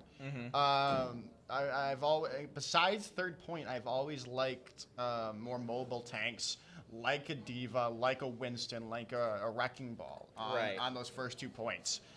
Going into point 3, that's where it comes all to a brawl, the brawl central of Blizzard World. So I'm interested to see if LSU has that dive or that poke comp in the back of their pocket here, so they can tie up the series, so they're not out of this. Yeah, I will say, if they do want to keep on running the Pharah, there is an opportunity on points A and B. It is kind of pretty open skies, and in fact, because of kind of the network of high grounds that you have at point B, it makes it a little bit easier as far as if you're not playing a hit scan like Cincinnati seems averse to, that then you'll be able to be a little bit closer. That being said, we do have a sub coming in for Cincinnati. It's going to be FaZe coming in for Eric, and FaZe is kind of like, if you need a traditional hit scan player, that's going to be FaZe. FaZe is actually in... I am going to point this out because, again, here's the Cincinnati bias coming in. FaZe came up absolutely clutch during UC's game against Kennesaw. I was watching, came up with a 4K at the end. It was so... I'll set the scene. It was Kennesaw versus Cincinnati at the end of Paradiso, and everyone was dead pretty much except for FaZe on Sojourn. Pops the overclock. No one's looking at the Sojourn. Gets a 3K with the overclock. Picks up a 4th one after the overclock goes away, and is able to basically single-handedly push the cart across the finish line. And then Cincinnati was able to win in extra rounds. Dang. It's actually... That's incredible. It's one of the most clutch things I've ever seen at LAN, period. Yeah. And I mean, we have a Andog player to highlight here. Hello. As that, for a tank player, 4.47 deaths per 10? Insane. That's incredible. And then tack on the over 10.7K damage per 10. They're doing work. They're doing work for Cincinnati. That's a huge reason why they're doing so well right now. And you're not even playing like Wrecking Ball, which is a hero, like we mentioned before, for Andy, was able to just kind of get away really quick. And Dog, we've got Andy for UK and Dog for Cincinnati. It's funny. You got Andy, and Dog is playing a lot of Doomfist, a lot of Ramatra, a lot of Junker Queen. Like, these are not heroes that are like if you're in trouble, you're going to be able to quickly get away. Is my point. This is Andog knowing how far you can go in on these heroes extremely well, and the support line of Cincinnati doing a great job of keeping their tank alive. I'm looking at that trophy. The trophy's pretty clean. It's kind of clean. I'm excited to see whoever hoists that tomorrow. But do we have another sub coming in for? I don't know. Cincinnati's swapping some things around. So so when it comes to LAN, it's not just like moving people in the lobby. It means we have to actually. The person has to get up off of the computer, leave, take all the peripherals, and then the new person has to come in, put their peripherals in, and then log into the game. So it's a bit of a process. So that's why we have a bit of an extended break here between maps 1 and 2. Yeah. So I think we have FaZe. FaZe still getting set up. Okay. So that's one thing I believe, and then. We just don't know about the second DPS player currently for I think it's probably still going to be Chu. If I had to guess, might have been like, oh, this is going to be a minute. I'm just going to go on to in aim trainer custom mode and just do that for a little bit. So you got to make sure you're staying warm. Yeah, okay. Chu is back in the lobby, so no other swaps coming in, at least at the moment. But other than that, Blizzard, I talked about what I like on Blizzard World, Dividing. What do you like on Blizzard World? I like the scenery. Oh, Okay, fair enough. And it's rainy Blizzard World too. It is rainy Blizzard World, which is very interesting. A rainy day. No one likes a rainy day at a theme park, but it does offer a very interesting sort of ambiance to the whole deal. I do really like how the high ground works on Point B. I think geometrically it's really nice, and it offers a lot of different chances for the defense to find advantageous positions no matter where the attackers are set up. I also like that there are balloons on Point A, and you can pop them. I do like that. I do indeed pop them. And if you don't pop... I feel like if you don't pop them and you don't break the railings, you lose. I mean, you've got to do it. I mean, that's just Overwatch tradition. Yeah, absolutely. I mean, it is simply it's your birthday, and it's happy birthday. And we still haven't seen that yet. We still haven't seen it. No one's going Reaper. And at the end of the day, Reaper is kind of in this current meta. It's like if someone's going Winston, then Reaper's a really good counter to Winston. And if you're going Brawl and you want to just go straight up close and you want to try and win the battle straight on, that's when you see the Reaper. Unfortunately, we haven't seen that kind of playstyle come out very much today. So hopefully we'll be able to see it at some point. But as of the way things are going right now, it's not looking super likely. Man, because I really like that Reaper guy. I really like that Reaper guy. Special move. Comes for the side. Comes from the side. But I think we are still waiting for the readies from at least Cincinnati. Rat in chat saying he's biting the cords like a rat. What happened? There's just some interesting. I will say it's a very windy day here at Kentucky, so that might be contributing to some inconsistencies with the internet. But we are in the game now. We're in on Blizzard World once again. LSU's tournament lives on the line here, Josh. If they lose this one, they will be going home and loses round 2. They have to even things up here on Blizzard World to keep themselves alive. Yeah, they really do, and let's see how they intend to do it, or at least start to. As right now, we're seeing kind of a Brawl composition with Durat instead of a CASTED or a Reaper on the Hanzo and Ihu on the Ramatra. Yeah, actually really interested to see. Listen. You can't get faked out like that. I know. No, it's very much kind of the new age Brawl comp, because instead of CASTED, which is you go in Hanzo, which is a lot less consistent than the CASTED, but it does offer that one-shot potential with the headshots, which is absolutely massive. And then Ramatra, of course, is very good at being able, as I said, it's a tempo tank, right? That's what Blizzard kept on saying when they released him, and being able to swap onto that Nemesis form and just chase down members of the other team is massive. You see, though, they are going for a, okay, it was a double sniper, but FaZe is going to go ahead and swap over onto the Tracer. No, swap over onto the Genji, actually. After seeing a little bit of what Louisiana State had to offer, they say, oh, it's a Brawl that we're going for. Maybe we can play Genji and go a little bit more up close. Yeah, it's going to be difficult, though. That Ravenous Vortex slowing people down is huge for Ihu. But, well, they're super low right now. They might be out of this fight, so they might have to worry about it, really, at the moment. But, and well, look at that nice shot coming in from Chu to take things into the favor of University of Cincinnati. They're pushing back LSU, forcing them away. My goodness. Back to spawn. FaZe on the Genji, finding Splash as well, trying to get those retreating supports, but they're not going to be able to do that. But in the midst of all that, they captured the first point. My goodness. I mean, Chu is doing so much right now. Already has the Dragon Strike. That is crazy. Durat is at 37%.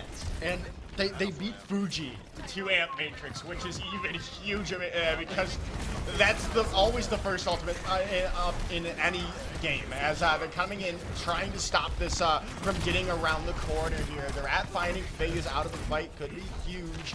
But Chu, like you said, has this Dragon Strike. That's a huge initiator that University of Cincinnati can use it by 3. Oh my God! Two coming in with the clutch Dragon Strike, opening things up for University of Cincinnati. Finding another pick. Can they find a 5th? they find the 4 kills. My goodness. And that was such great patience from Chu. So easily could have let that go early on in that fight, but waited until LSU had committed and waited until that they were like messed up and they were stone cold. Yes, stone cold killer right there. Waited until they had committed to the choke point, and that's when you let it go. That's crazy. He was stone cold the entire time. I would have been jumping for joy with a 3K Dragon Strike, especially on land. But now they're coming in here. They've got this Kitsune Rush available, that extra speed, that extra damage boost coming out from UC as this Meteor Strike comes through, takes away the Immortality Field, and takes away the rat after that. The Blizzard comes in from Splash, though. They're trying to stop UC's push. This has been a massive push coming in, but FaZe uses that Dragon Blade, can't find anything with it. They only find the Swan thanks to Ehud's hammer as they're continuing to hold on for the moment. Maybe not, though. Andog on the Doomfist finds out Fuji, and a nice shot comes in from Chu on the Hanzo. They're able to continue to push forward, and they're able to pull back the fight and take the second point. I am so impressed. I mean, listen, I am biased. I am biased towards UC completely. The fact that they were able to stay into that fight when it looked completely lost and be able to turn it around like that, not even I was expecting that out of this team. This is as good as I've ever seen this team play right now, and Andog and Chu are combining together to make just one of the deadliest combos in the entire LAN event right now. Yeah, and Bastard coming back strong. They've got Andog out of the fight, but hey, look at that. UC takes that, FaZe takes out Ehud, so it's even all around. No tanks on the board yet, but it's going to be easier for Andog to get back with those movement abilities, and look at that. Right on cue, back with the team, and they've got their Meteor Strike available here. Meteor Strike as well as the Kitsune Rush coming up in just a moment from Nacho, but this Ant Matrix is going to make it very difficult for UC to engage. FaZe very low, and the Shatter gets 2, but the protective Suzu is right there. What great reflexes from Nacho. And the Meteor Strike now coming out from Andog, taking the rat out, and everything going up. You see it's all already in the kill feed for University of Cincinnati right now as they're looking to complete this with almost probably over 33 minutes on the clock. This could so easily. Again, look, there it is. They are on the ground for half a second before the protective Suzu comes in. Crazy great stuff. And now Louisiana State are looking depleted on ult. UC has the Dragon Strike. They're going to let it fly. Yeah, strike comes through, but not going to find the picks that they were to hope to. As the Icicle finds the head of Nacho, forces them back. That's huge. That's a lot of healing and a lot of abilities gone now on the side of University of Cincinnati. That's going to be huge. LSU are going to be able to stabilize their defense because of it. Really nicely done overall from LSU, and now that they're able to hold here, this is the best spot to hold, right? Because your spawn point is right outside where the card is. You have a lot of nice defensive ultimates. The Blizzard from Splash is going to be huge, especially if you can force the beat up from Reginald early. Yeah, as they're looking for something here as the Sound Barrier comes out here. The Amp Matrix in response from Fuji. There's the Blizzard coming out. Can they kite around it, or are they able to stay alive? And, well, it's the latter. Obviously, they found 3 picks. The nice sleep dart coming through. Bass Rhythm, though, on that Lucio finding 2 picks for LSU. They're still in this fight. They got a touch. They got a touch. Indeed, and Ehud gets there at the 11th hour. 0.07 meters on the board, and the respawn's now going to come back, but now the nano boost is available onto Andog. This should be all but over for the attacking phase as they're cleaning up the cart as University of Cincinnati complete all 3 points. And again, Cincinnati, even though you saw the Blizzard used early and LSU got a couple of picks, the remaining members of Cincinnati, they kept fighting. Someone in that call is screaming, winnable, winnable, winnable, winnable, and they just keep on fighting. They keep on buying time for the respawns to come in, and they wait for the opening to appear, and eventually it happens. They just wait long enough for Nacho to get the nano boost up, puts it onto Andog, and that is all that they need. So now, University of Cincinnati are just one successful defense away from being able to move forward in the loser's bracket. Louisiana State has to find an answer here and now. They really do, and they're attempting to take a page out of University of Cincinnati's book. Ehud currently on the Doomfist, but obviously that can change. They are the attacking squad. That's not going to change, however, for University of Cincinnati, at least for this first fight, and they're going out on that Doomfist, which has been serving them so well throughout this series so far. This time, though, FaZe on the Sojourn. Yeah, it's going to offer Cincinnati a little bit of that long-range DPS that you're really kind of looking for on defense Wizard World, with all of the high grounds that you have available to you. And I will say, with the DPS that Louisiana State's going with right now, Cassidy and Tracer, you really don't have a great long-range option that's going to be able to counter these railgun shots that are going to be coming in from FaZe. They're looking to come in here, trying to dive on top, and it's going to work out well. They've already taken Reginald out. Now they're looking for more from the rest of LSU. They've got to get cracked open this defense on the point before Reginald can get back from the spawn. Now they're going to go rotate to the point, and they take out FaZe, and she's huge. Ehud on the Doomfist is able to do some work trying to replicate and Doug's success on round one. And the googly eyes are just killing me and you right now. But a nice anti-nade coming back in for Cincinnati. They might be able to hold on to this just because of that play. Now they're looking for more. Who will be able to find this next pick? And that could really decide this fight. And they're still looking for it. That nice healing is coming in from Nacho to keep up everyone. Oh my goodness. Yeah, don't tell me they do it again. I don't know how they're able to hold on to this point for the time being. Again, it really does come down. Nacho does it again with a nice anti-nade kill on the splash that's able to give UC the opening to continue holding. That being said, LSU, they're going to continue fighting, continue playing. You've got the Meteor Strike from Ehud, and that's 2 quick picks from LSU. However, there's the Blizzard from Chu that's going to lock down spawn for the moment. Once again, LSU already have 2 ticks, only need to get 1 more. Can you finish off Chu? Darat got it. And this should be point A captured from the Tigers. Yeah, and they did it without having to use any of the ultimates they're building up. They've got 5 now on the board for LSU, pretty much. It's going to be maybe not for the fight, but eventually it's going to be all 5 on the board. Yeah, it's going to be, very quickly. You've got it from Splash now. Ehud's only 10% away. It's going to be a 5 ultimate fight here for LSU. So how well are you going to be able to budget those ultimates? You use them all in one fight? Oh, actually, it's gonna trade 1 for 1 there. Splash gets 2. Nacho one himself. Yeah, the Kitsune Rush now on the board from Fuji, but still, UC is able to stabilize during these ultimates coming in from LSU, and they're able to hold on to the defense for the time being, looking for some more shots, forcing LSU back to spawn. Yeah, this is actually really tough. That was a 3-ult fight for LSU. They blew through most of that ult bank that they were building up, and they don't really have that much to show for it. The beat is going to be a really great initiation tool if they want to use it that way, or it could be a defensive tool if someone on their team is in a lot of trouble. Well, they've got to figure it out. They still got the time on the clock, but you'd like to get it quicker than later as the Nano Boost comes on to the Doomfist of Andog as the die comes through. Reginald's found out with it, as it looks like LSU have got the picks that they need off the back of the 2 ultimates they had remaining.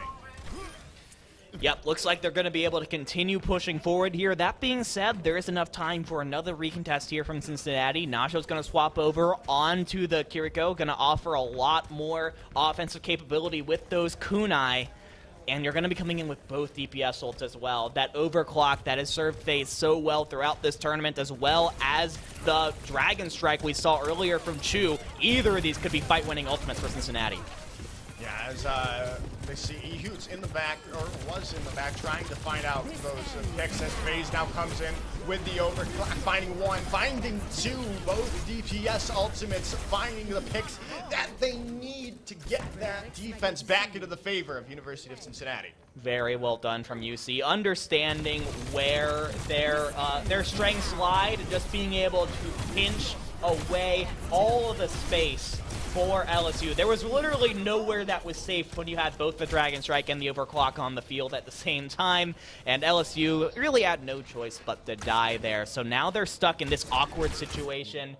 I think we have another DC. That's so unlucky. That's so, especially if it's LSU who DC'd again. I think so, because you saw that look from Chu on the screen, like, oh my gosh, what is it this time? So I don't think UC was expecting it. Yes, it is Tarat who is DCing for the side of LSU. The silver lining here is that LSU were actually fairly close to their spawn, so it's not going to take them very long to regroup, and Tarat wasn't even super close to their ultimate. So yeah, it's tough. It's tough, but I think that we're going to be able to get back into this pretty quick. Yeah, I think the best thing is I don't think they actually DC'd from the lobby, so they keep that ultimate percentage. It was just probably having a lot of lag, so they wanted to be extra careful, so they didn't DC midst of the fight.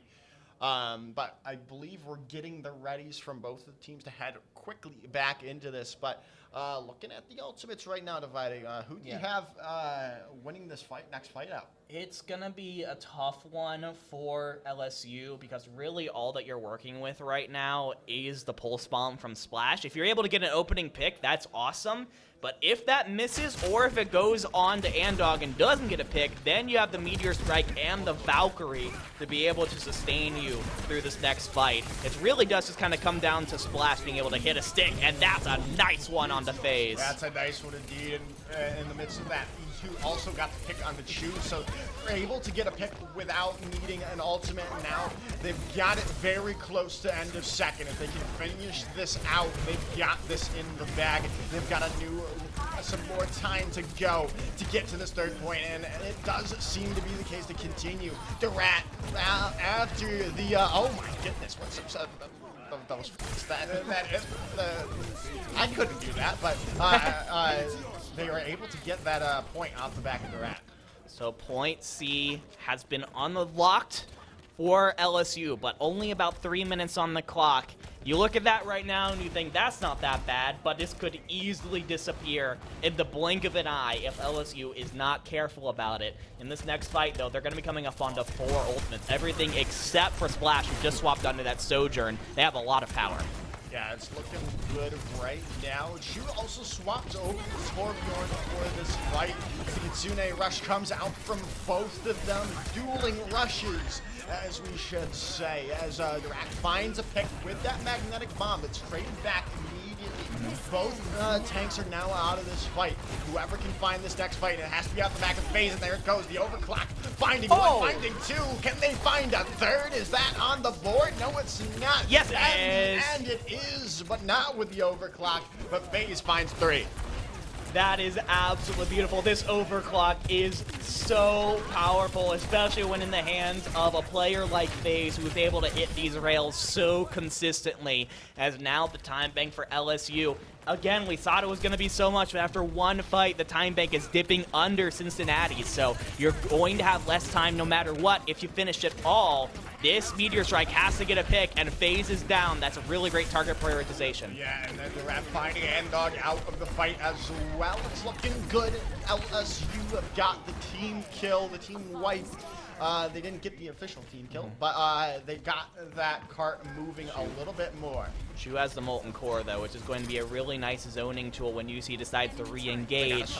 They do have to touch, but they do have the people available to do it, and yes, they are going to be able to get back on. FaZe is down, but a lot of lava covering the ground. Got the Molten Core on the board, and it's still not looking good, though. Okay, this traded back immediately afterwards, but after that nice headshot from Splash on the Chu, they've still got to figure something out. It's down to 40 seconds here on the board. Does LSU have the tools to do this? It doesn't look like it at the moment as the pause comes through. It just keeps happening. It's tough. I think they have the setting on where it's just like if someone's ping spikes too hard, it just automatically pauses, which is fair. But it seems like it's tough. Yeah, both teams are immediately saying R. So yeah, I think that's what's going on, is that there's a little bit of ping spikes going on right now, and then the lobby just decides, oh, someone's DCing, so I'm going to go ahead and I'm gonna go ahead and pause right now. Because that's what the computer does for us.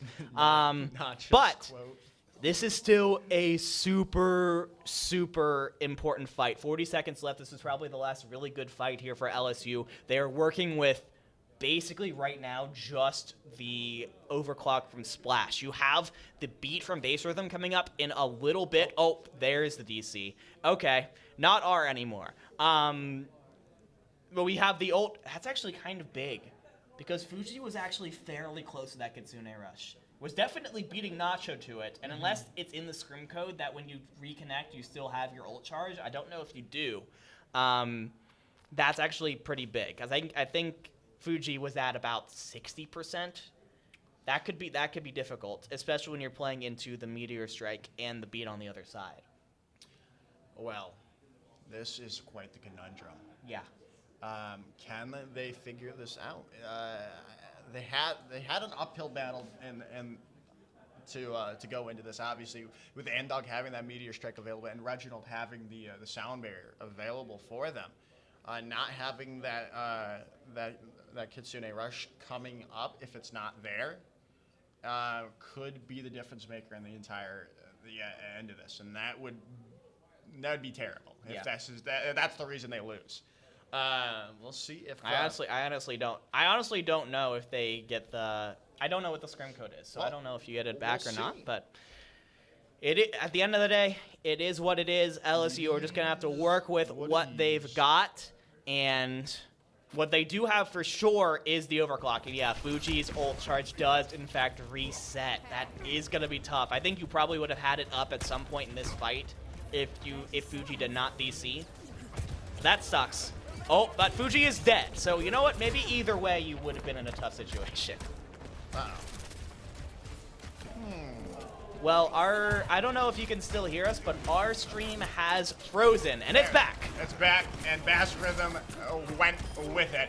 As this should be all but over here. I don't think there's a way for them to touch E2 going down. As the Slash was right there, but Cincinnati take the map and the series and are continuing to move on through the losers bracket here. But we have to say farewell, LSU. This is where it ends, and I feels really bad because of I mean, at the end of the day, we didn't see how the first half of that fight went down because of unfortunate freezes on our end. But when it came back and it looked like Cincinnati was in full control of the fight, I don't think the Kitsune Rush would have actually mattered. It was over so quickly, I don't think you would have even had it available. This was Cincinnati just winning straight up the Doom v Doom, had the better aggressive dive to start off that fight. And because of that, LSU, even with the ults that they had, they didn't really have a chance, unfortunately. But that's it for them for the LAN. Thank you for coming out here. Of course. That's definitely a drive coming up from Louisiana. Thank you for coming. Thank you for showing out for the University of Kentucky LAN, trying to make this a bigger thing. And getting that win over South Florida is definitely something that you can hang your hat on, right? That's a team that beat you a couple weeks ago in the qualifiers, came back, got the win against them. If I was them, I'm feeling really, really happy about what I did there. So we got ourselves. Ball State lost. Ball State lost to Miami, Ohio. That is when we started this, that game was still ongoing when we started. So Miami beats Ball State, moves on to the winner semifinals. That is a match that was a true 50-50. Okay. Okay. So well, there you go. They had to so either way, regardless of what happened, it was a Miami, Ohio win. And they will continue moving forward. And it looks like we've got right. So when it comes to the losers bracket, things are still kind of moving on a little bit slowly. Cincinnati Red, congratulations. You're our first team moving on to round 3 of the losers bracket. They will await the Battle of Ohio State on the other side of the bracket. Yeah, other than that, I think we're going to head to a little break here while we finish the end of the round 2 of losers brackets. And so we'll see you right after this. Do not go anywhere. More Overwatch action right after this. We've heard it before. Just wait. Wait for your moment. Wait for your turn. Not today. Not here. At the University of Kentucky, we run to challenges. Here, we know the world is asking tough questions. At UK, you'll help find the answers. Here, we always get back up. Because you're part of the Big Blue Nation, a community that will support you and push you further. Wait, Wildcats don't wait. Wildcats never stop.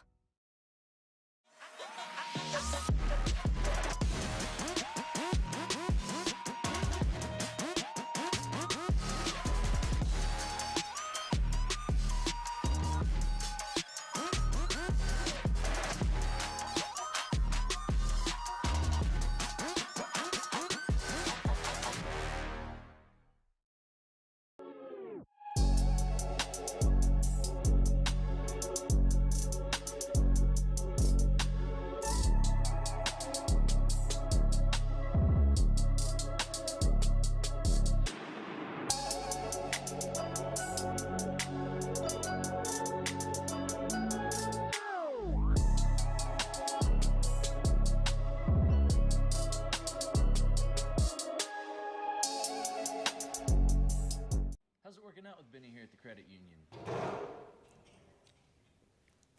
Yeah.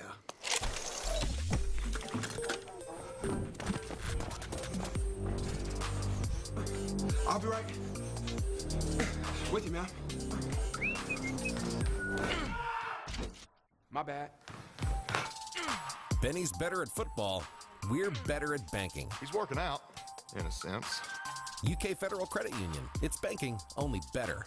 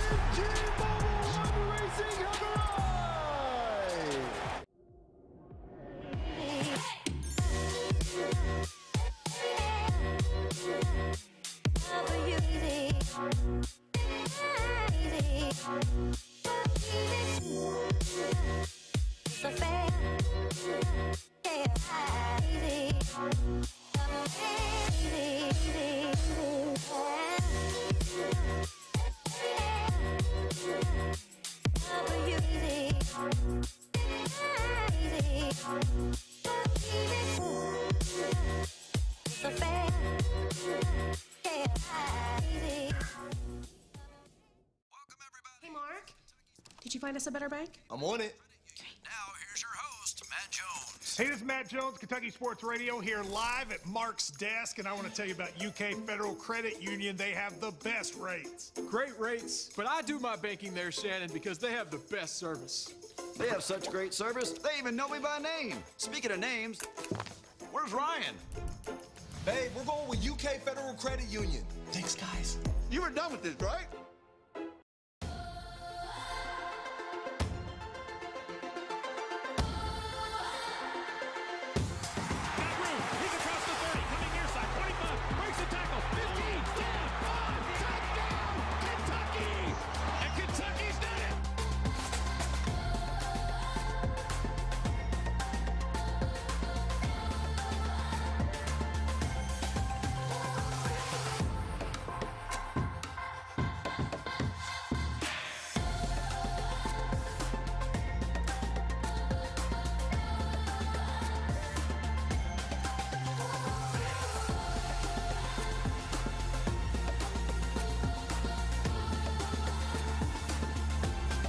Averly Jane, though, has a 4-length lead in deep stretch to win the Indian Summer.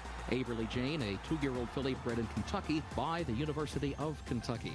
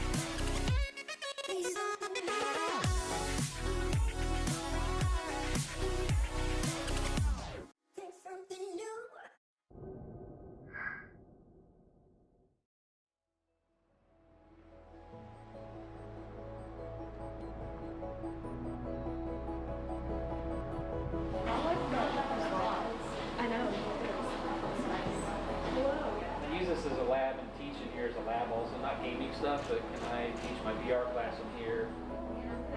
She be selling plates. Oh, okay, that's something else. She be selling, she sells salmon plates. So, so I can play here. I've been up since 6 o'clock a.m. Drove here from Cincinnati, went straight to my internship. After that, I'm gonna chuck it over here. We'll put yours here.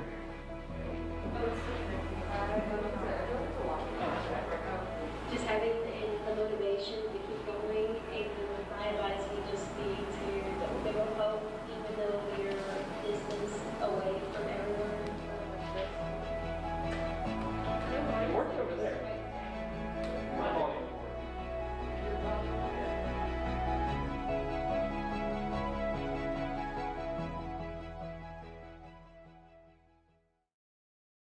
You can do all of this at the University of Kentucky. In case you missed it, last summer, the pro esports team Gen G Tigers lived on campus and played their NBA 2K League season right here in the Cornerstone Esports Lounge. UK's newest space for innovation and, of course, gaming. The Gen G Tigers are the first non-NBA franchise to join the league. And what better place for them than right here in Lexington, home of the legendary Kentucky Wildcats. This our court right here, come on. This season, the Tigers had ups and downs, but most of all, they had a good time. Their journey took them to the Kentucky Horse Park, where the team made new memories and new friends. I have a really good feeling about this group. They are at the top of the food chain as far as skill goes. World-class esports at UK? Well, yeah. Learn more at esports.uky.edu or join us on Discord.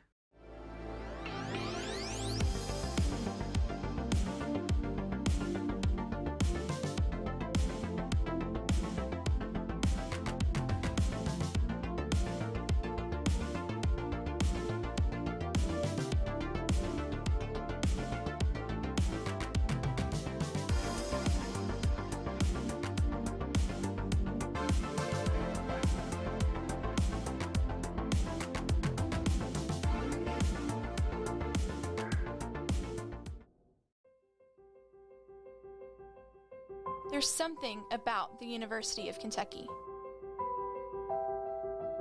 It's making lifelong friends on the first day of class.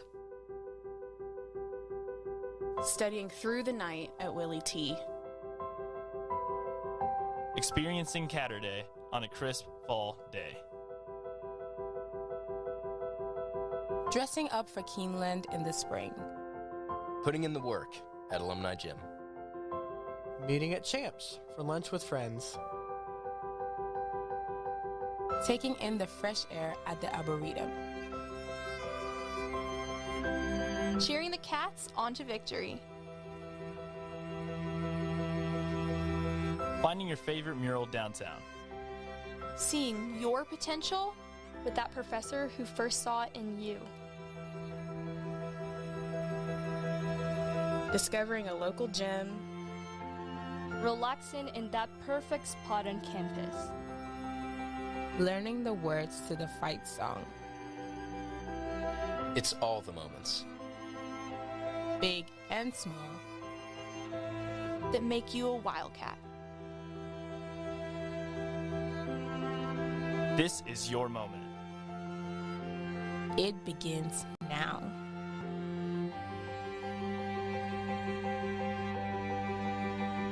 Welcome home.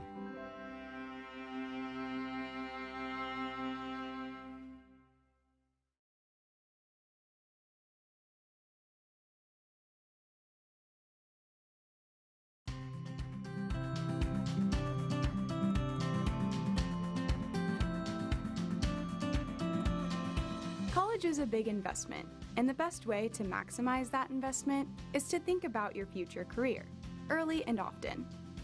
Whether you're undecided on a major and career path, know exactly what you want to do, or you're somewhere in between, the staff at UK's Stuckert Career Center are here to help. You can work with our career experts to connect your academics to the professional world by exploring careers and majors, learning how to build the perfect resume, and practicing your people skills with mock interviews. They also have tons of info on internships, micro-internships, and experiential education opportunities to help you develop important on-the-job skills without leaving campus. You can also meet up with students at workshops and programs, and there are even spaces where potential employers come to you for interviews. But prepping for your career path doesn't just happen in this building. UK has embedded career services support in the College of Engineering, the Gatton College of Business and Economics, and the Lewis Honors College. Stuckert also partners with other colleges at UK to host career fairs and career networking events all over campus.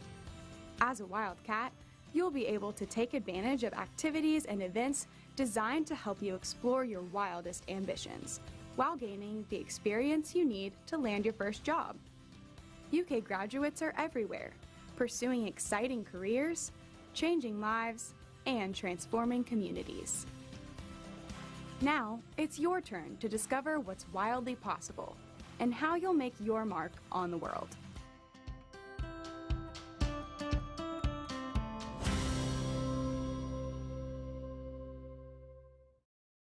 I am happy to announce that the University of Kentucky has been selected as an Apple Distinguished School for 2021 through 2024. It's a 3-year designation. This is a recognition of our Smart Campus initiative and our efforts to infuse innovation into everything we do: learning, teaching, research, care, and service. As Kentucky's flagship institution, we are dedicated to exploring how technology can fuel the ways we fulfill our mission to advance Kentucky. Our goal is to become one of the country's most innovative campuses. As part of our wider Smart Campus strategy, we provide all incoming, degree-seeking, first-time undergraduate students with an iPad Air, keyboard, and Apple Pencil. We want technology to support student learning as we prepare them to compete in a 21st century workforce. That's why our world-class faculty use these tools in the classroom and our students use them in their internships, co-ops, and other experiences. We seek to prepare students not only for a job, but for a career and a life. Our students won't just compete for 21st century jobs. They will create them as they lead lives of meaning and purpose. This initiative is another example of how we put students first in all we do. Congratulations to everyone who helped us become an Apple Distinguished School. You are proof of what is wildly possible here at the University of Kentucky.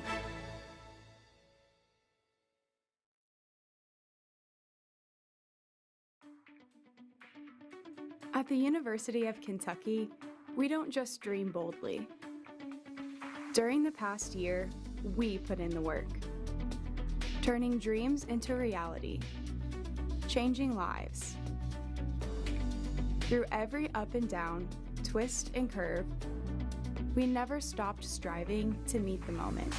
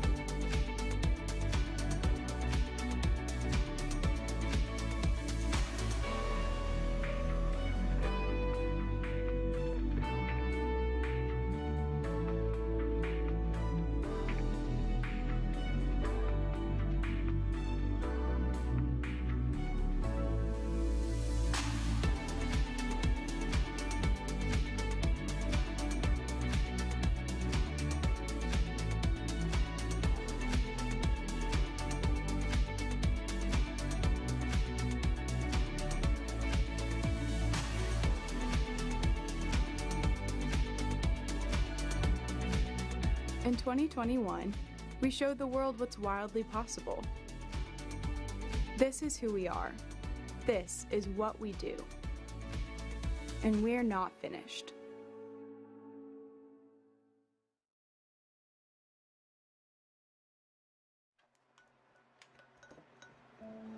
My name is Mariam Siddiqui. So I graduated in May of 2020, and I actually got a dual degree with a Bachelor's of Business Administration in Marketing from Gatton, as well as a Bachelor's of Science in Integrated Strategic Communication from the College of Communication at UK. I really draw from things in nature like florals or rainbows, the sky, things like that. That's a lot of like stuff in my designs, like nature as far as like trees and grass, all of that. But I kind of find a way to make it as bright and as colorful as I can, because for me, like that's kind of what draws me the most in when I get to see colorful designs, something really bright and cheery. So mostly like nature, because I think that kind of reflects like genuineness and authenticity and not kind of something that's artificial. Things are authentic and natural, but at the same time, like kind of looking at the brightest side of everything that we can. March of 2020. So when we had been sent home from school, I'm like, whatever, this will blow over so quickly. And then in April, I think, was when we had heard about UK offering like devices for remote learning for students.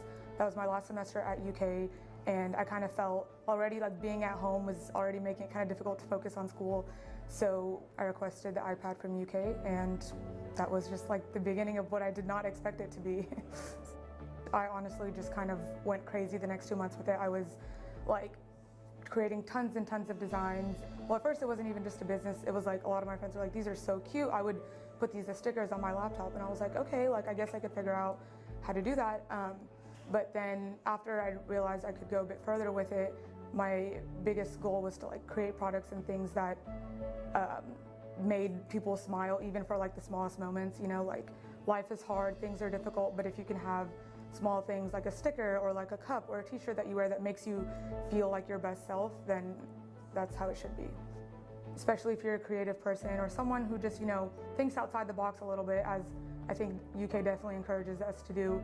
I think it's definitely worth exploring those opportunities and kind of seeing how you can use that iPad, which has been given to you by your university, which is like honestly such a big investment in you, in your success, in your future, and figure out which ways you could use it the best for your unique capabilities. It really is something that I enjoy so much, and I love the time that I spend doing it, but it's just kind of crazy because I'd never expected like drawing things on my iPad to turn into an entire business that can run on its own, you know.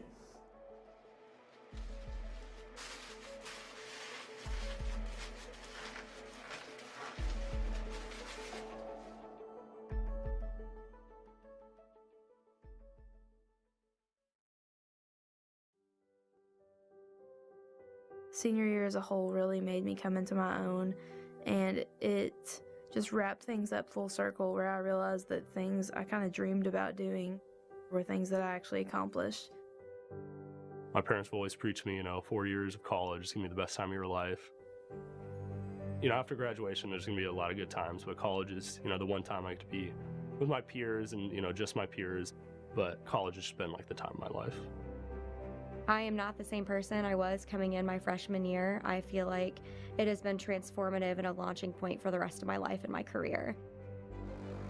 I have tremendous gratitude for everyone in my journey who's been a part of creating me, like making me better and seeing my potential. To be able to go to a place and say you've grown as a person, but also learned a lot, you're set up well for the real world, and I've made some great friends to keep with you. Something you don't really get anywhere else that I've been very blessed to get. My time at UK has been incredible.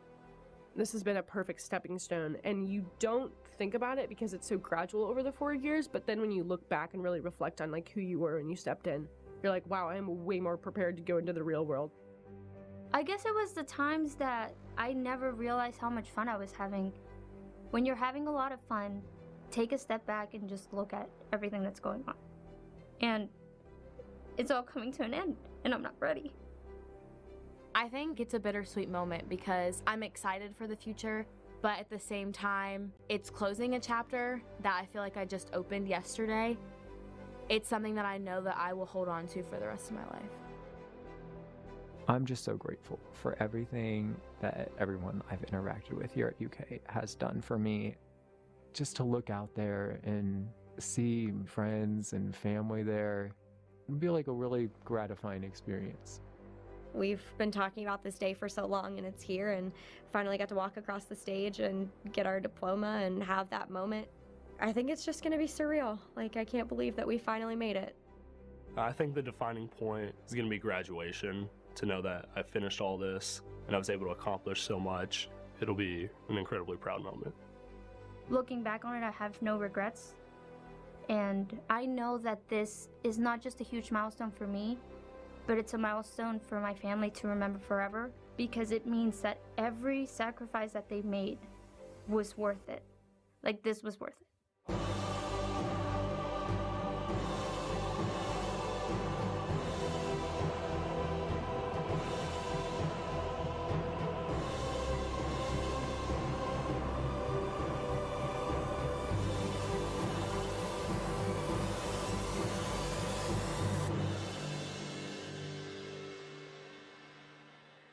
Graduating to me really is a symbol, and I guess a message to myself that I could do it and I did do it, and I've come out on the other side victorious.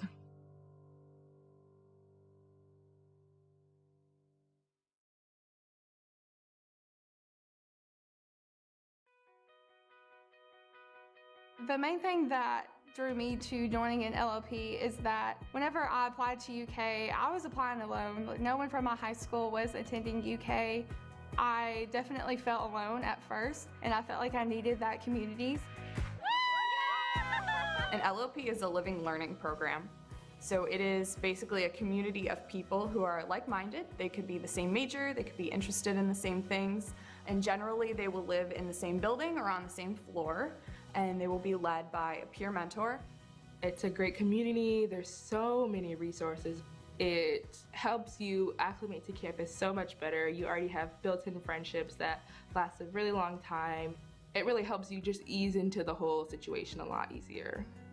I was, of course, very nervous. It is my first time living out of my own house, and I felt like I was already at home. I already felt like I knew exactly what the dorm had to provide for me. It didn't feel like I was a new kid. It felt like I'd been here for a long time. Having this large campus broken down into just my LLP when I first moved in really helped my adjustment period, and when it made it a lot easier and made it quicker for me. And so when it came time for me to actually go to all of my classes and experience campus in its entirety, I was ready for that point. I think joining LLP at UK is a phenomenal way to make new friends and get involved on campus, and it's a great way to start your investment in your education. Living Learning program really just spells out what an LLP is. You live together, you learn together, and the whole program is like one big family and one big fun community. There's different activities, so we had a water balloon fight, we had an ice cream social. We'll do like test prep nights, we'll do some fun nights too, movie nights. We recently had an event where we helped students schedule their classes, so if they had questions about where is this building, how far is it from this building, can I make it in time? LLPs, a good way to think of them as kind of like a life hack for college. They simply just make college easier. College can be daunting and overwhelming for a lot of 17, 18-year-olds coming in, moving away from home for the first time. So it just makes the social side better, it makes the academic side better, and just kind of makes your life better. The average end-of-year GPA of students living in an LLP, for instance, is significantly higher than those students living off campus, and even significantly higher than those students who live on campus in a UK residence hall but don't participate in an LLP. The other thing that is great about LLPs is our retention rate is significantly higher than all those other students living on campus but not in an LLP. I think what makes UK's LLP experience so unique is the intentional layering of support. We have living and learning spaces that meet every need.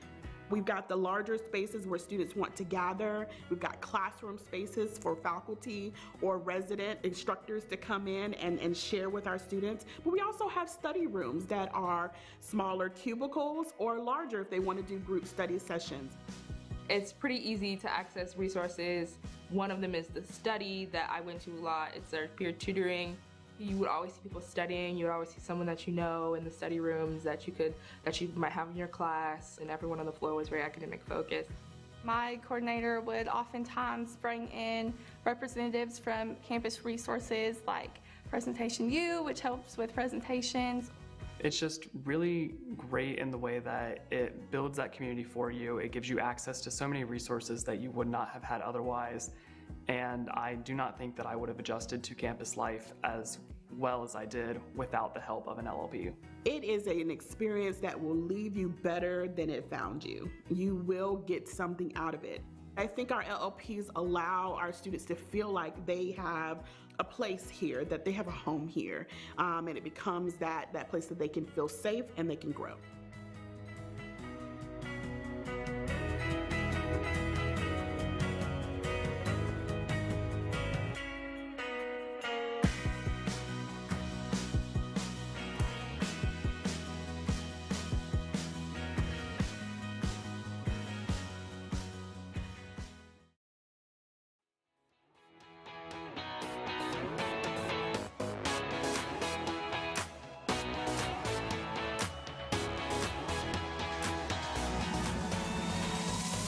UK is the best place to go to school.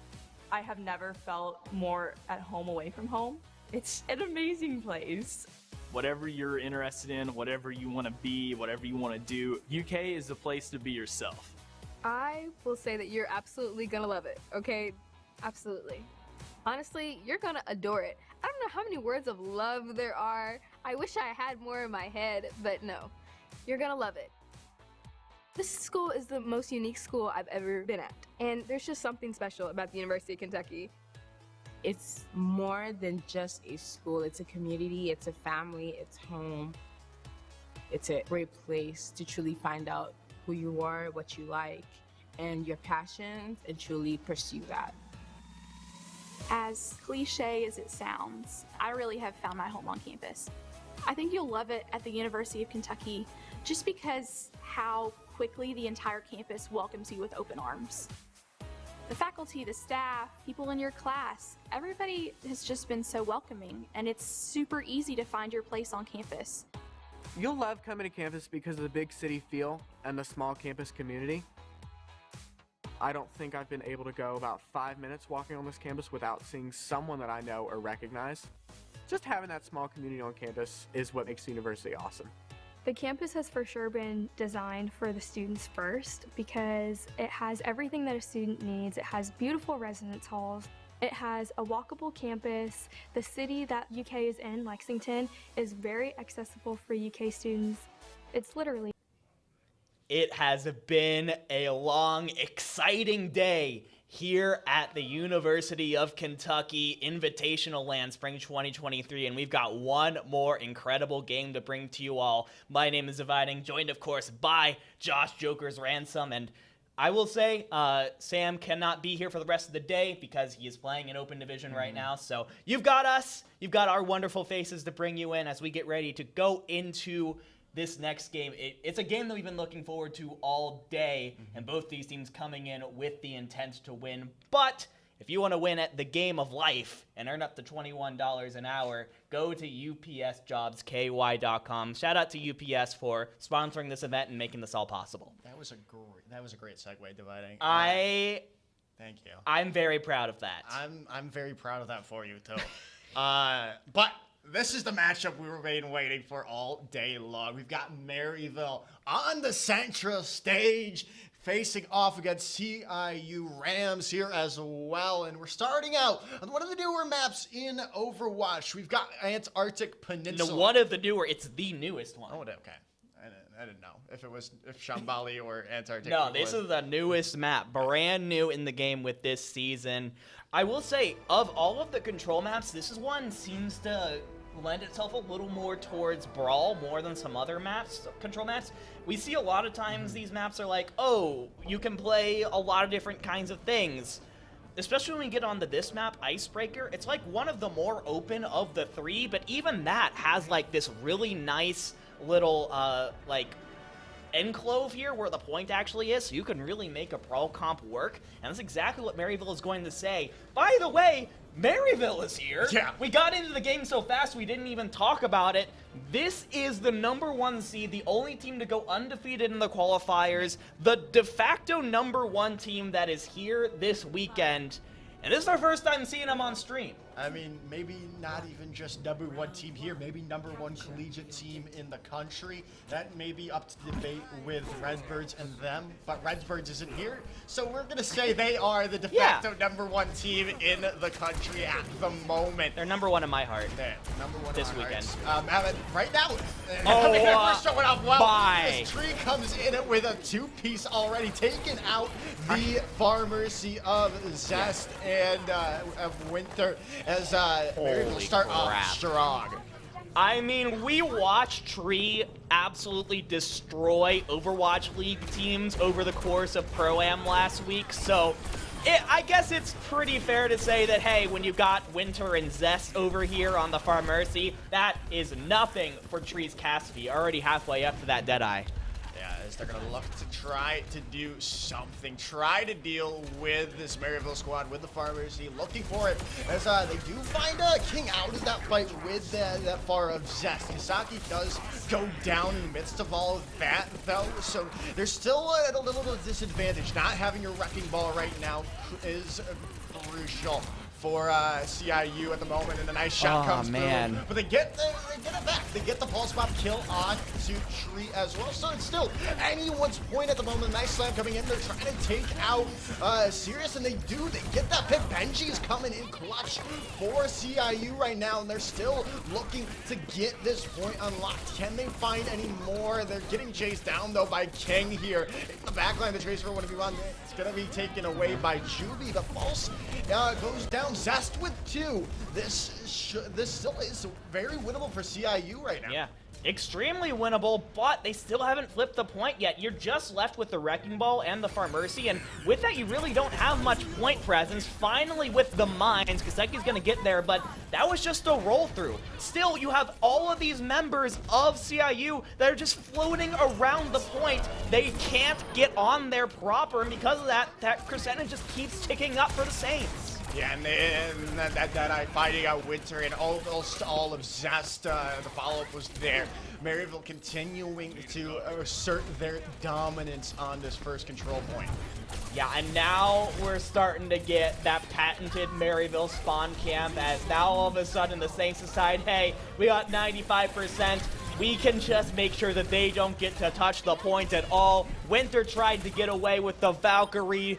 Tree says you are going nowhere, and that is Maryville with a 100-0 victory to start off the series. What a tone setter. Yeah, I mean, what better way to set the tone here? And we talked about the 3 already, and serious, we haven't even mentioned Juby is on this roster. It's just crazy. But I mean, just the names are who's who in Tier 2 and even Tier 1 Overwatch. False and King were on Vancouver. Juby was on Houston a year. It was season 4, season 3 or season 4. I'm not sure. I think it was season 3. One of the 2. But wait, nah, I don't even remember. I'm so sorry. But again, it's just this star-studded roster coming out from Maryville here. Yeah, and immediately, I mean, the Pharmercy was like the specialty of the Rams, and immediately that just gets shut down by the CASTED of Tree as we head now on to, I believe this is Labs. Yeah, this is Labs, which is a bit more closed in, which is why we see the Ramatra coming out from CIU. They're going to go away from the Pharah this time around, but King is going to get around to the side, take down How's Your Day. Yeah, that's going to be a big pick. Not having that speed boost available any longer at CIU. Trying to stay up and close together, trying to get this first capture on the point. They get the EMAC on the Pulse, which is huge as well. But King's still working their magic on the Tracer, finding another pick. Pulse finding Kisaki out of the fight in their baby diva form as well. Benji finding a nice shot, but it's not going to be enough to change the tide of this fight. It's Maryville to take this first fight. Very nicely done, and again, very patient from Maryville. They understood, hey, we can allow CIU to take first point control. They have a little bit better point presence with the Ramatra and with the Mei, so let them take it, and then we can use all of our different angles of control to just descend down on them.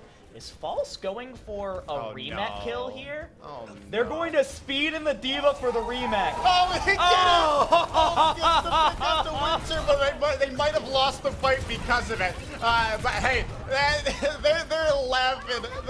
I mean, you gotta love it. But they do, in fact, lose the fight in the end because of it. But still, they might be able to turn it now. King's already found How's Your Day.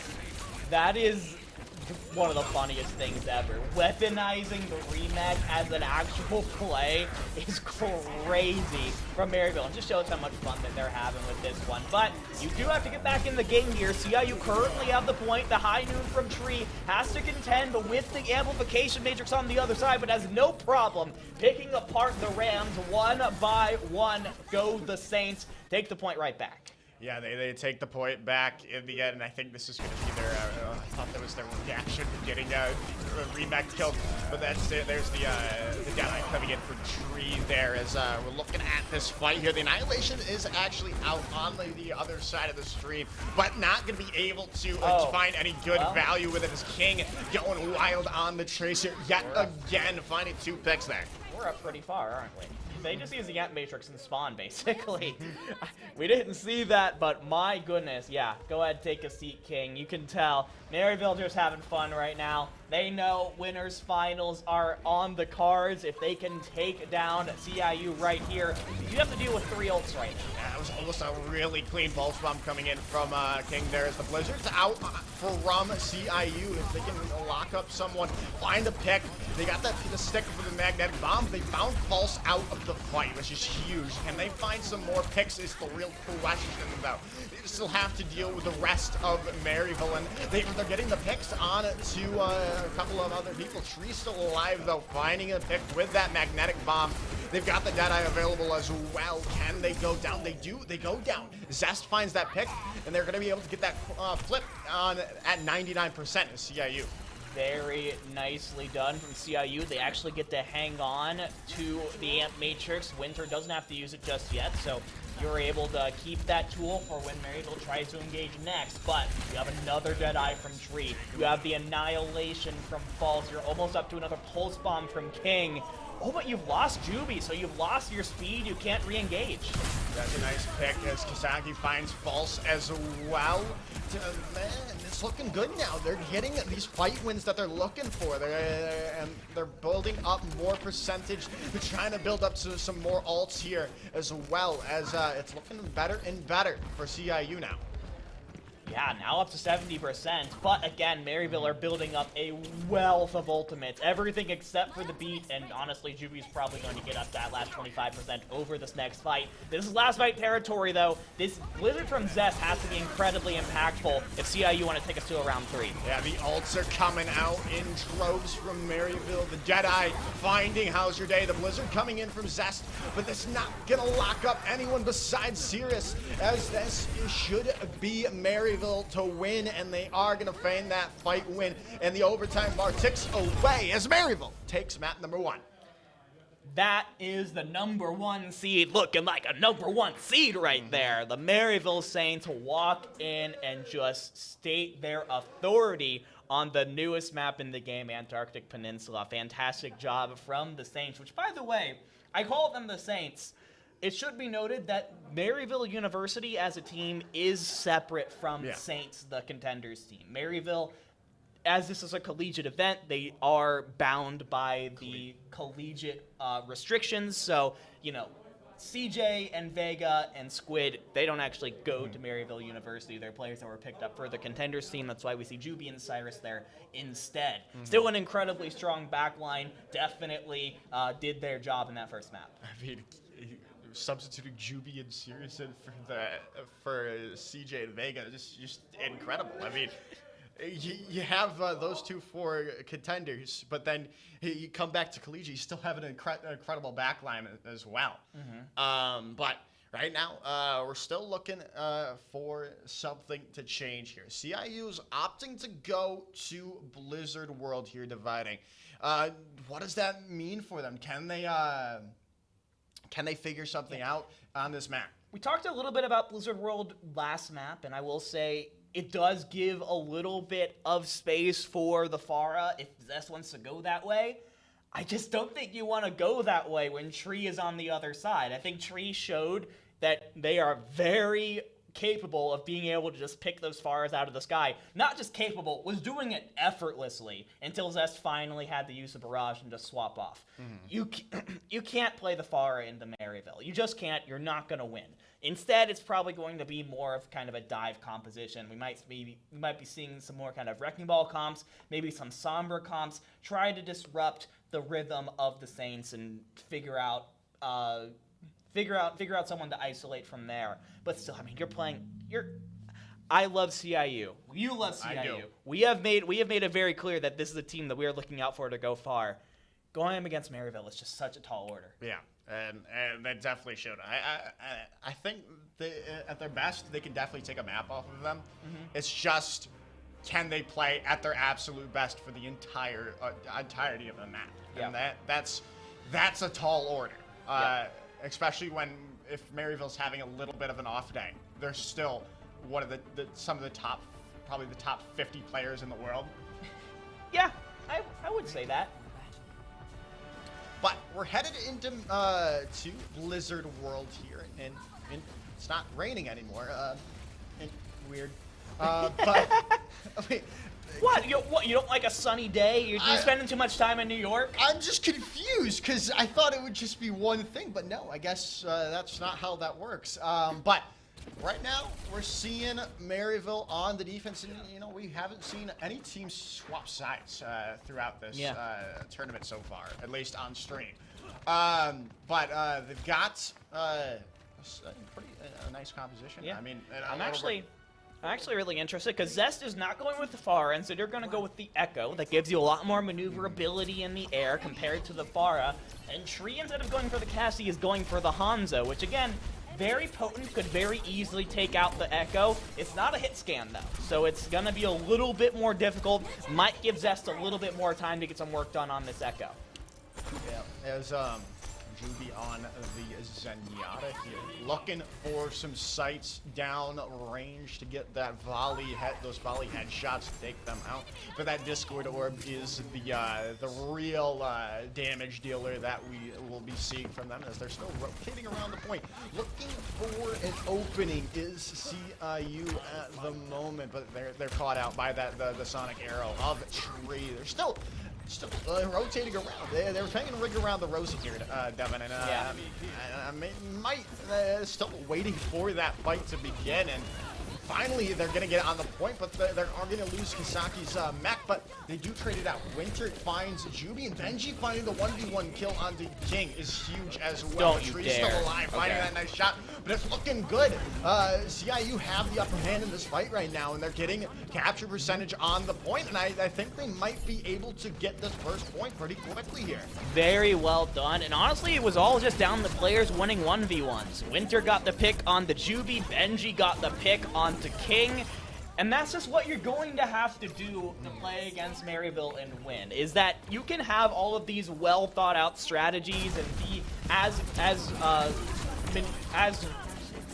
think about it as much as you can, but eventually it's all going to come down to execution. You've got to beat the players at Maryville at their own games, and that's what we saw in that first fight. A really promising first fight from CIU. They unlocked the point extremely quickly, and they do have a Nano ready. They have the Pulse Bomb up as well, but there is a Nano on the other side from, actually, Nano, Pulse Bomb, and Dragon Strike on the other side. So Maryville, I'm sure, is still feeling very good about their positioning. Yeah, definitely, as they're going to probably initiate. Yeah, there goes the Dragon Strike, as well as the Nano Boost onto Juby here.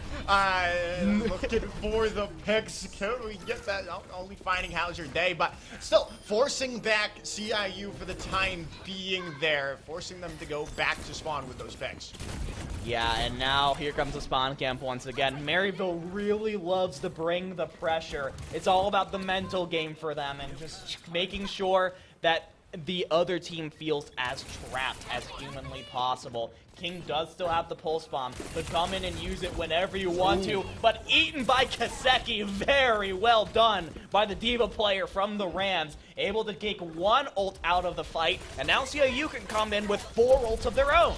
Yeah, that's going to be huge. Now they're going to come in looking for probably Judy, who's kind of alone there. But for the moment, they're still waiting to find more damage. Pulse is super low, so they're going to have to back up for the time being. Yeah, you can tell that Maryville are giving the Rams the respect that they deserve right now. But Benji goes in just a little bit too far. Zest's got to get a lot done with this Nano. Yeah, that's a lot of damage coming out. The self-destruct coming in from False here as well. But Kisaki finds them before they can get back into the mech. The self-destruct coming in from themselves. Not going to find anything either. As Tree now comes in, finding 1, finding 2, make it 3, drop them down. Tree, as they're going to find another 4-piece. The 4 players down for Tree there. And that sucks, because it seems like CIU did just about everything right, and then Tree just walks up behind them, effortlessly takes down 3-4 players, and it's just like, what do you even do when there's a TPS like that on the other side of the screen? Sometimes he's just going to win a fight for Maryville, and you just have to deal with it. And now, Maryville, they're going to get set up on these high grounds extremely well. They have 4 ultimates, everything except for the Diva Bomb coming up. CIU, though, they have 3 of their own with the Transcendence and the Copy. Zest goes on to Diva. Yeah, there's the Dragon Strike coming out from Copy there. Like you said, from Zest on to the Diva. They're going to have that self-destruct up early on, but they're going to be dealt with in that baby Diva form. The DMAC coming in on the Pulse, and they're still looking for a first real kill in the fight. They found both mechs, but there it is. How's your day goes down to a nice headshot from Tree in the end. The Pulse Bomb gonna come out. No, Benji not gonna need it in the end to take out Juby, but in the end, Maryville continuing their dominance with that team count. 100 seconds left on the clock, and now that ult bank that was looking so strong for CIU and the time bank that was looking so strong, both of which are dwindling. We need to see them win these 1v1s like they did to take point A, or else it's only... Oh! My God! I can't get a sentence off before Tree gets another kill. It is absurd what this guy can do. I looked away. That was disgusting coming in from Tree there, taking out Zest before the fight even began, buying them more time. Yeah, more time. Gonna take down a minute off the clock now. This could very easily be the last real fight for CIU now, and you're really only working with the Pulse Bomb from Denji when it comes to ultimates, and even if it gets a stick on the, say, Juby, you have the Transcendence ready for it. Yeah, as they're looking here, Benji goes super low, has to use that recall early on in this fight, and they're still low. Anti-nades coming in from Cyrus, cutting on to 3. That's so low still. They're looking to continue to push this current forward. They haven't lost to anyone, but it's down to 30 seconds. Like you said, this is probably the last fight, and losing Zest right there is not what you wanted to do. Is the Dragon Strike now coming out. Sirius finds another one with the Ana, and that should wrap things up if they find this DMAC on the Kisaki. Yeah, DMAC on the Kisaki, 10 seconds left on the clock. There really aren't very many fast players on CIU either. No one's going to be able to get back to the point in time. Unfortunately, it is just going to end with a whimper for the Rams. 1 point and 86 meters is what they're going to get, and winners finals has been set for the Maryville Saints. All they have to do is outdo 1 point, 86.87 meters. And they'll be moving on to face, I think, either... Oh man, I don't even remember. It's either Miami or Converse in the winners finals, which will be playing tomorrow because they have a lot of players in Open Division. Yes. So this is our last game on stream, by the way. Should let you guys know that. But right now, I mean, we just saw Tree's a replay of Tree again. This kid's disgusting. We've been known this kid's disgusting, and he's just waiting to be eligible for OWL at this moment. Not only is Tree waiting, like, half of Overwatch League teams are waiting. Everyone's ready to sign him with a blank check. I wouldn't be shocked if there are teams that already have a contract written up for Tree, so the second he becomes eligible, you can send it over. Like, that is how hot of a prospect Tree is just in the Overwatch League and competitive field right now. It is absolutely insane and continues to prove it over and over and over again. But that being said, you can't also, like, King has had his moments as well. Juby has been doing really well. Cyrus has been doing a really good job keeping everyone alive. I really, like, this is a really complete team that Maryville has put together this season. Even though Tree is obviously, like, the star DPS player, you gotta give it up to the entire Maryville team, because if it was just Tree might actually make this competitive, but you wouldn't be able to win with just Tree. Yeah, that's, I mean, you need 5 players to feel the competitive roster. But other than that, right now, the fight's coming out. They're looking to start things off. They've already got Kiseki so low in the mech here as Tree finds a shot with the arrows, the storm arrows. Taking Benji out, as well as Zest going down, as this should be a quick wrap-up for Maryville in this first fight. Very, very quick there for Maryville. Even quicker than it took a CIU up to this point. And so, as we start heading towards what could be the last map of the day here on stream, there's 5 minutes and 30 seconds for Maryville to go just a few more meters and secure themselves a spot in the winners finals. And they're going to have the Pulse Bomb already available from King, and no defensive abilities really on the other side to counter it. Yeah, I'm sure King is just waiting to see Winter alone or How's Your Day alone, just to find that Pulse Bomb stick and finish things off. But hey, again, you might not need it, because Tree's just doing Tree things yet again, finding a headshot onto Benji, the Tracer, one of the smallest hitboxes in the game, and gonna be able to find the headshot from already as they're continuing to push forward here. Still not using anything as the Nano Boost comes in here onto King, finding picks, but it's all gonna be Pulse's kills as they're gonna be able to take them down. And That's I think just that it. the red carpet is there for them. To the winners final they go. Maryville take the map and the series. What an overall just complete performance from the Saints. Throughout everything that we saw from CIU earlier on in this series, and how you said, oh, these are like this is my dark horse team to go far. Maryville just showed up and stamped out everything. Like this, Maryville obviously came in as the team to beat, and they have proven it here on stream. They are a force to be reckoned with, and they are coming for that crown. I think. Or I guess it's a trophy. It's not a crown.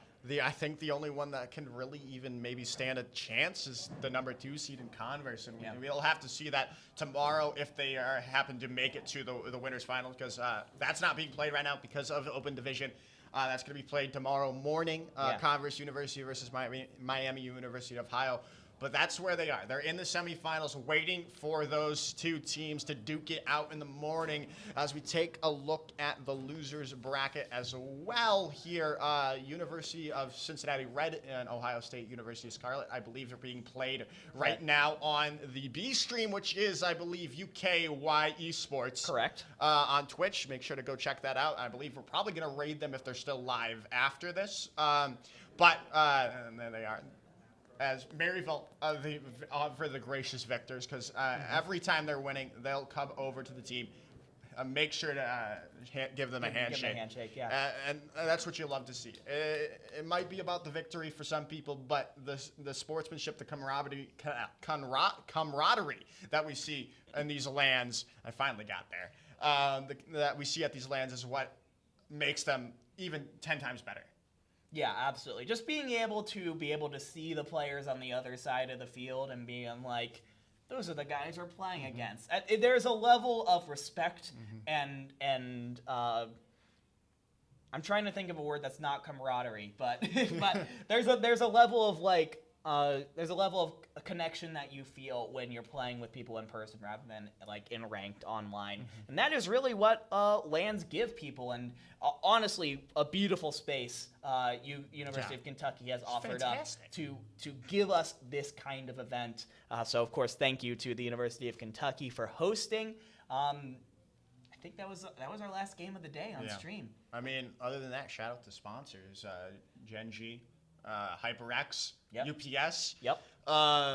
And I think that's really about it for us here dividing. We'll be back tomorrow. Yes, we will. Bright and early in the morning yet again. But if you're on the Twitch chat, stick around. I believe we're going to raid the B stream if it's still live. But that's it for us on the A stream. Thank you all for watching. Have a wonderful rest of your evening and come back tomorrow for the conclusion of the UKY LAN. We've heard it before. Just wait. Wait for your moment. Wait for your turn. Not today. Not here. At the University of Kentucky, we run to challenges. Here, we know the world is asking tough questions. At UK, you'll help find the answers. Here, we always get back up. Because you're part of the Big Blue Nation, a community that will support you and push you further. Wait. Wildcats don't wait. Wildcats never stop.